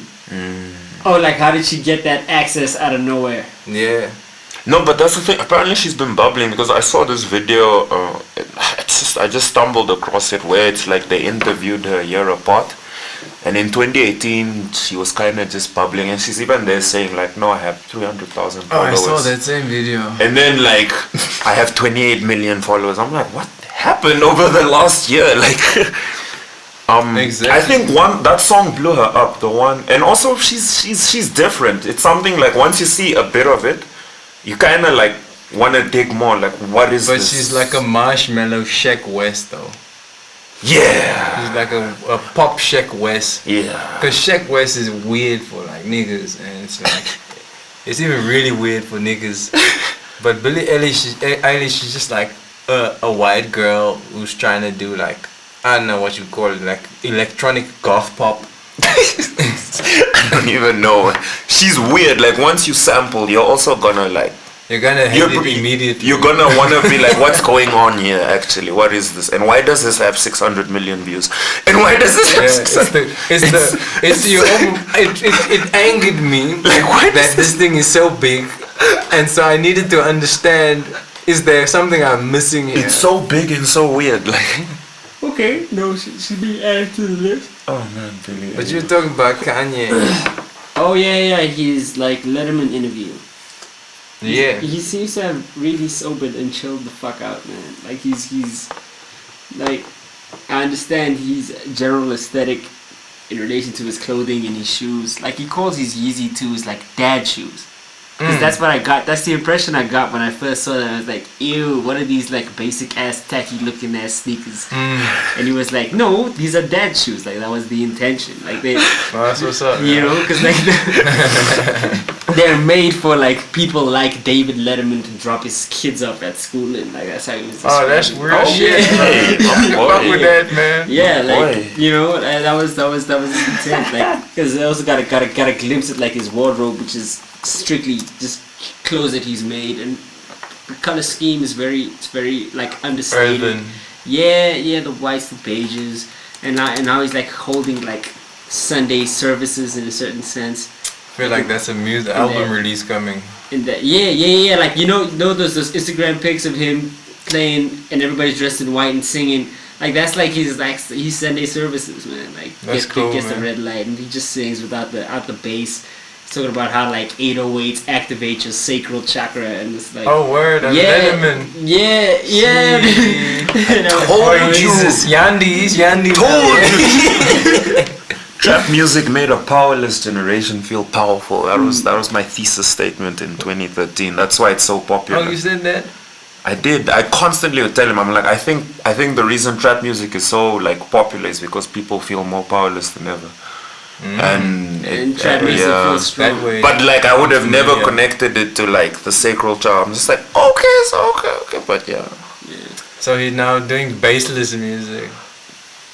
Interesting. I think he's just trying to he's sincerely just trying to figure out how to aid in the evolution or like the expansion of people's consciousness, like their spiritual development, for lack of a better way of putting it, as best as he can. Man. So pretty much his Twitter manifesto. Because Yeah. before we delve deeper into that, I do want to remark that like there's just something about his musically his ability to innovate that is quite difficult to fathom, because in the Coachella set that he was doing, there were lots of snippets of it, and he shot that in like a sort of a fisheye lens from inside the ring, the hill that they were stationed on. And there was a new song that he premiered, was called Water. I scoped it on Twitter, and I was listening to the song. I'm like, good Lord, Kanye! Like, how do you come up with so many different ways of making music, man? Like, it was. Synesthesia. So it's very interesting to hear that, like, he's being very deliberate. Of course, has always been deliberate, but now just to hear him express exactly what motivates him to make certain changes to his style. They all hinge on his psychological headspace and his perception of reality and his perception of his situation, his position within the world. Who wants to bet that Kanye's tweets will one day become a book? That wouldn't surprise me. I would bet for that. It wouldn't surprise It's me gonna at all. become a book. And I always say Kanye West, like, for all the shit he gets, I don't want him to die anytime soon, but when he does, like, it's gonna be like, poof. Then people are gonna be like, yeah, this guy kinda was a bit of a Like Mozart or something. People are gonna understand that he was special. Yeah. Yeah. And appreciate just how special he actually was. Uh, I feel like it's weird, but like on an energetic level, I feel like Jaden Smith has a similar vibe capacity. the problem with Jaden is he's too privileged for Yes. people to buy it. Exactly. I feel like he just got famous way too early, and the aesthetic of him being Will Smith's son. Yeah, that's the it's thing. like he's not in a conducive position to truly discover himself and innovate and create something truly like novel. Honestly, I'd almost argue he's just too privileged to do Who was so. that? Who was that? It was Fantano that I think he was reviewing 2 years back, and he dropped that song, "Man, I'm an icon living," and he was like, "Man, it's kind of difficult to take these lyrics seriously when you know he's Will Smith's son." Like it's just like, and it's a shame. But it is what it is, man. Yeah, man. It Because is I feel what like it he has is. like just some of the shit that he'd also used to say. It's like What? he's playing with a similar energy, man. That reminds me of the type of person that Ye is. You know. But I don't think we get to Avant-garde. see it. What happened to your boy Rory, man? I don't know how he fell off, man. He was what I would describe as somebody making Aquarian music, because wasn't his album even called Indigo or something? Yeah, like but that? it's very difficult to consistently make woke music without coming played out hella quickly. Yeah, I mean, let's not forget what happened to Absol.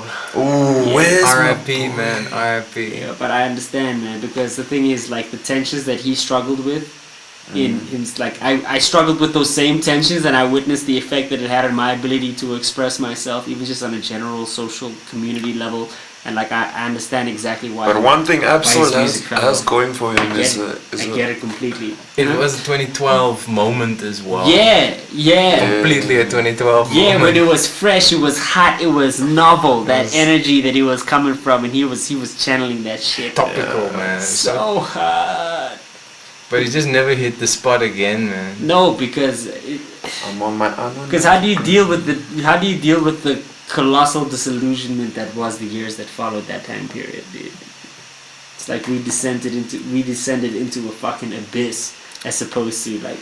Which is very much what I Yeah. think, like, Mhm. like when I always try and stay abreast of new stuff for the sake of like observing at least what our collective state of consciousness is. Yeah. Because it's essentially whatever comes out is essentially an indicator of what we deem to be acceptable or desirable now. And there's just an aspect of like music, I think, in the way it's expressing itself now, with hip hop trying to become increasingly more novel. Every artist trying to do something novel. Like, I don't know what you would call that subgenre of hip hop, where it's like essentially scream trap. I don't know, like 6ix9ine.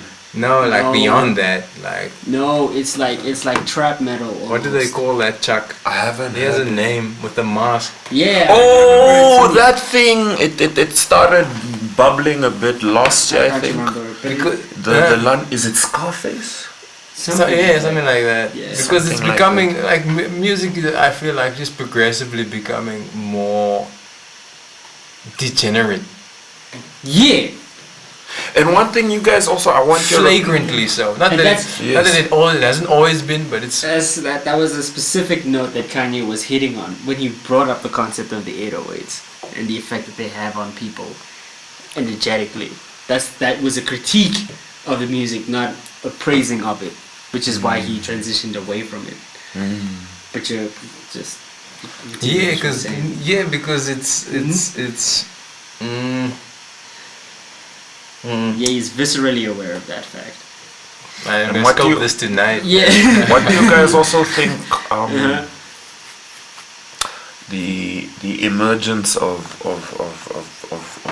the internet has done to music? Like focusing particularly on like the last, let's say, 10 years, with how sophisticated our mobile phones have become, and the emergence of meme culture. You pointed that out. Has become very important. I feel like music is But, mirroring a cultural phenomenon of people striving to stay relevant at all costs by any means necessary. I But- feel like that this bubble's gonna pop too.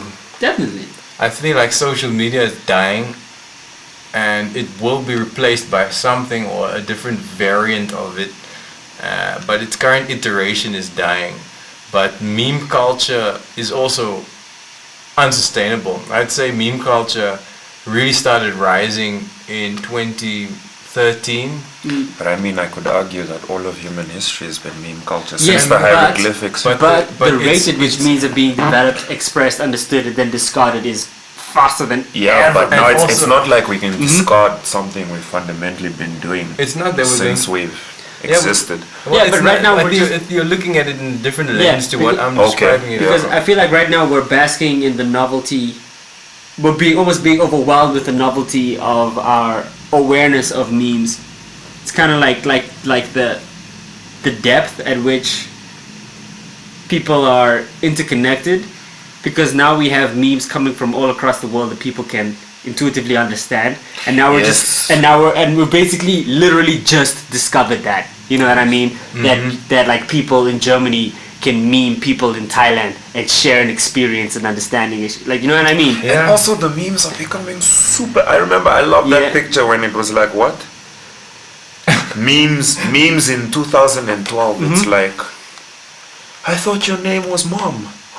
And it's like a picture of a baby like shocked, but now it's like memes in 2019. It's like a distorted shadow figure, like with its head elongated, and it's like looking for a sandwich at 3 a.m. It's like we're like super like we're becoming, and that's what like people are saying. surrealism memes. We Yeah. have to The start internet- classifying them with art names. Yes. Yeah, the internet is making people like, if you could like go back to 2007, we're simply becoming incredibly weird, bro. Like all of us, like No, the weird kid in no, the corner like is you- kind of like- becoming everyone Like now. you said 5 minutes ago, these memes have existed for thousands of years. We're becoming aware of just how incredibly weird we all are, and that's what's spurring the novelty in the meme generation. Because meme generation. Yeah, everyone's cool with being weird, and that's Yes. what we've discovered now. It's like, Yes. oh, Yes. everyone else is. We're all weird as fuck, and people are being as more authentic than ever. Like, I feel like this is the most mask-off, sincere epoch of human history. And I feel like it Yeah. almost necessarily needed to be preceded on the other side of meme culture by PC culture. Yes! People trying to police expression more than ever in this, like, misguided attempt in order to force everybody to conform to an abstracted ideal of how a human being should think But or I what they mean- should believe about things. No, a society, and I also remember. Because meme is a humor win. It's a cultural and acceptance win for humanity, but done through the medium of humor, Yes. which is, as we can see by the victor of this iteration of the, I don't know what type of war you would call this, the opinion wars. Yeah. Meme culture beat of PC culture. Yes. That's why we got Donald Trump, who is a meme president. Exactly. Have you seen the picture that he posted? Have you seen his official campaign website now? Oh my With the goodness, survey bro. that they got on his website. Oh. They're like, who would you want? I need to I'm gonna make up a random question. Who Yeah. would you want? Who would you want setting your tax laws, for example? Would you want President Donald J. Trump or some sneaky Democrat? Those are your two choices on his survey.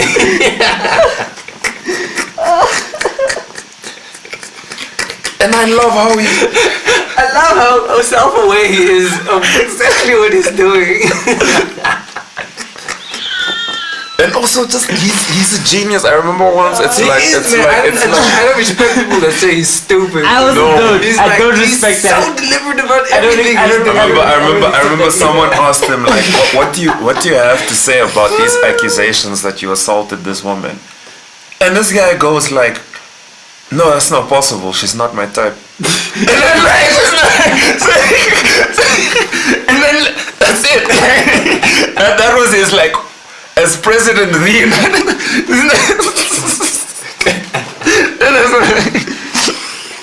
It's a necessary juxtaposition, man. A necessary, like...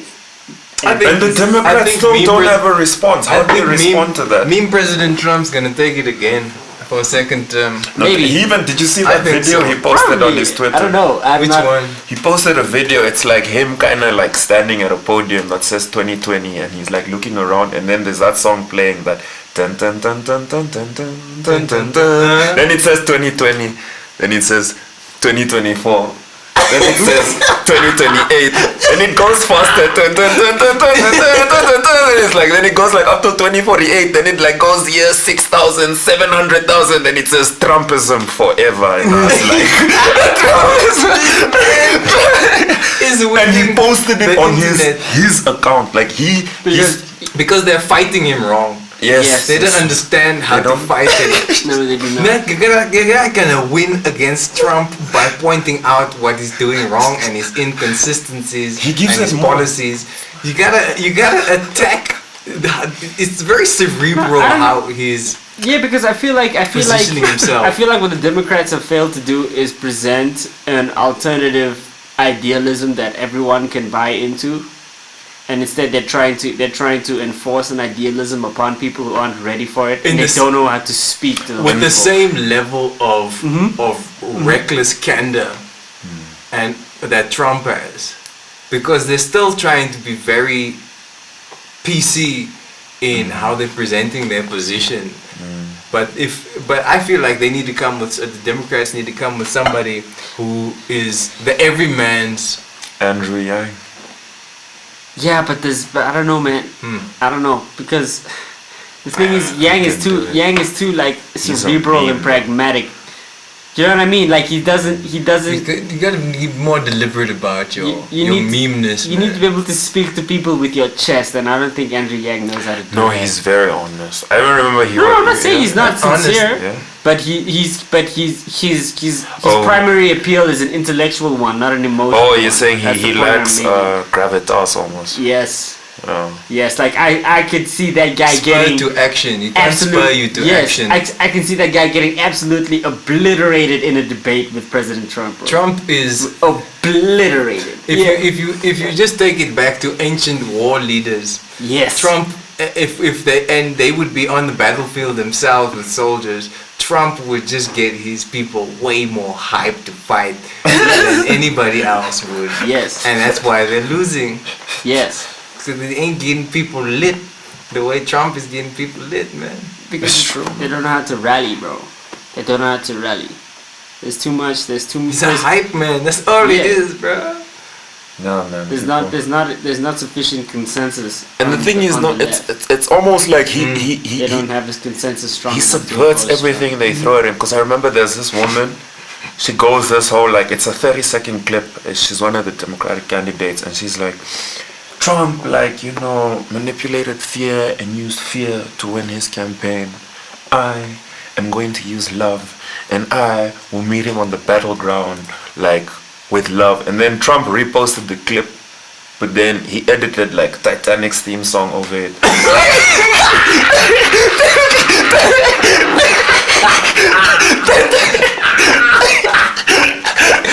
It wasn't exactly like it was one of the. I won't even lie to you guys.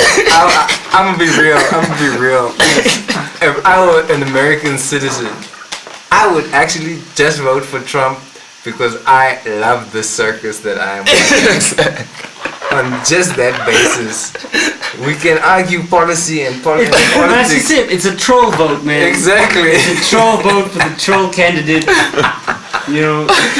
It's like people aren't self-aware enough to understand that. And also, like, people are taking themselves far too seriously. he does things. He's not shady. Like, I'm pretty sure Obama, like, kind of did things as well. But they weren't loud. You kind of really didn't see them. With him, it's just like, oh my God, Trump banned Huawei. He did that. Oh, he's actually doing the whole And trade China's war gonna thing. pay. And it's like he gives the impression of someone that does what he says he's going to do.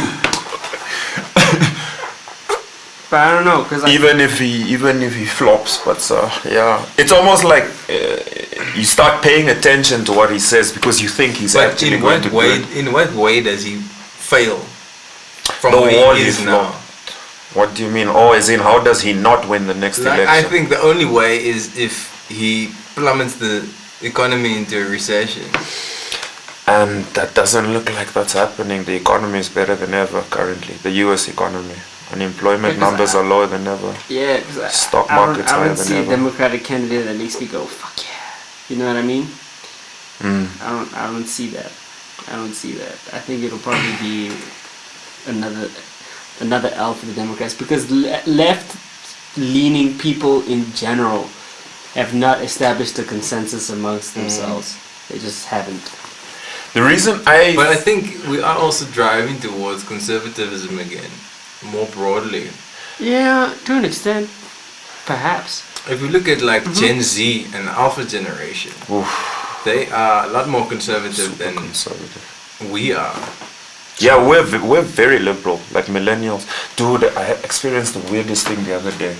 I was watching teenagers talk about millennials, but they were like referring to them like they were old people. It just felt surreal to just witness. Yo. I was like, wow. And how Millennials are the old people now. Millennials. how do they see us? No, it wasn't necessarily that I didn't pay much attention to their perception. I was But almost just- like just it the was mere just context. just like the context of them going like, just a bunch of like, you know, Millennials. that place is filled with millennials, man. Ew, nah, too old. I was like, wow. Oh wow, like wow. Since when? Yeah, but I can also notice myself becoming increasingly disconnected from the culture. Same. If we Yeah. go back to what we were talking about earlier, from just time perspective, I just cannot engage in culture at that level anymore. I don't know, man. I have a few people whose perspectives I give a fuck about, and when they say something, I listen. That's about it. You know. But that's because you've chosen where to spend your time. But True. when you had more time available, I would say I was looking up a lot more stuff that wasn't core interest, but just periphery stuff that I'm aware about.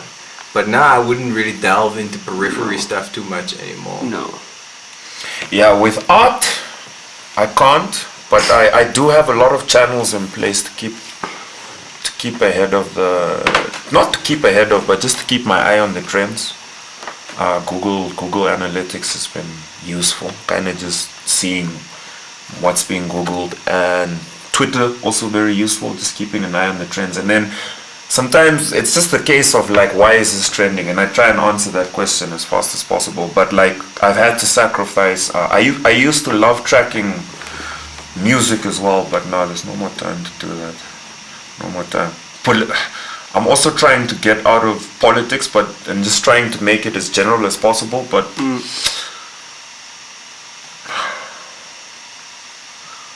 trends are starting to mean less, man. 100%. It's almost like the sample size is not this. Yeah, but I don't know, because like once you yeah. know what you're about, it's like you start to realize that like 99% of news is just noise. Exactly. Yeah. Exactly. Distraction. That's about it. It's just a distraction. It's entertainment.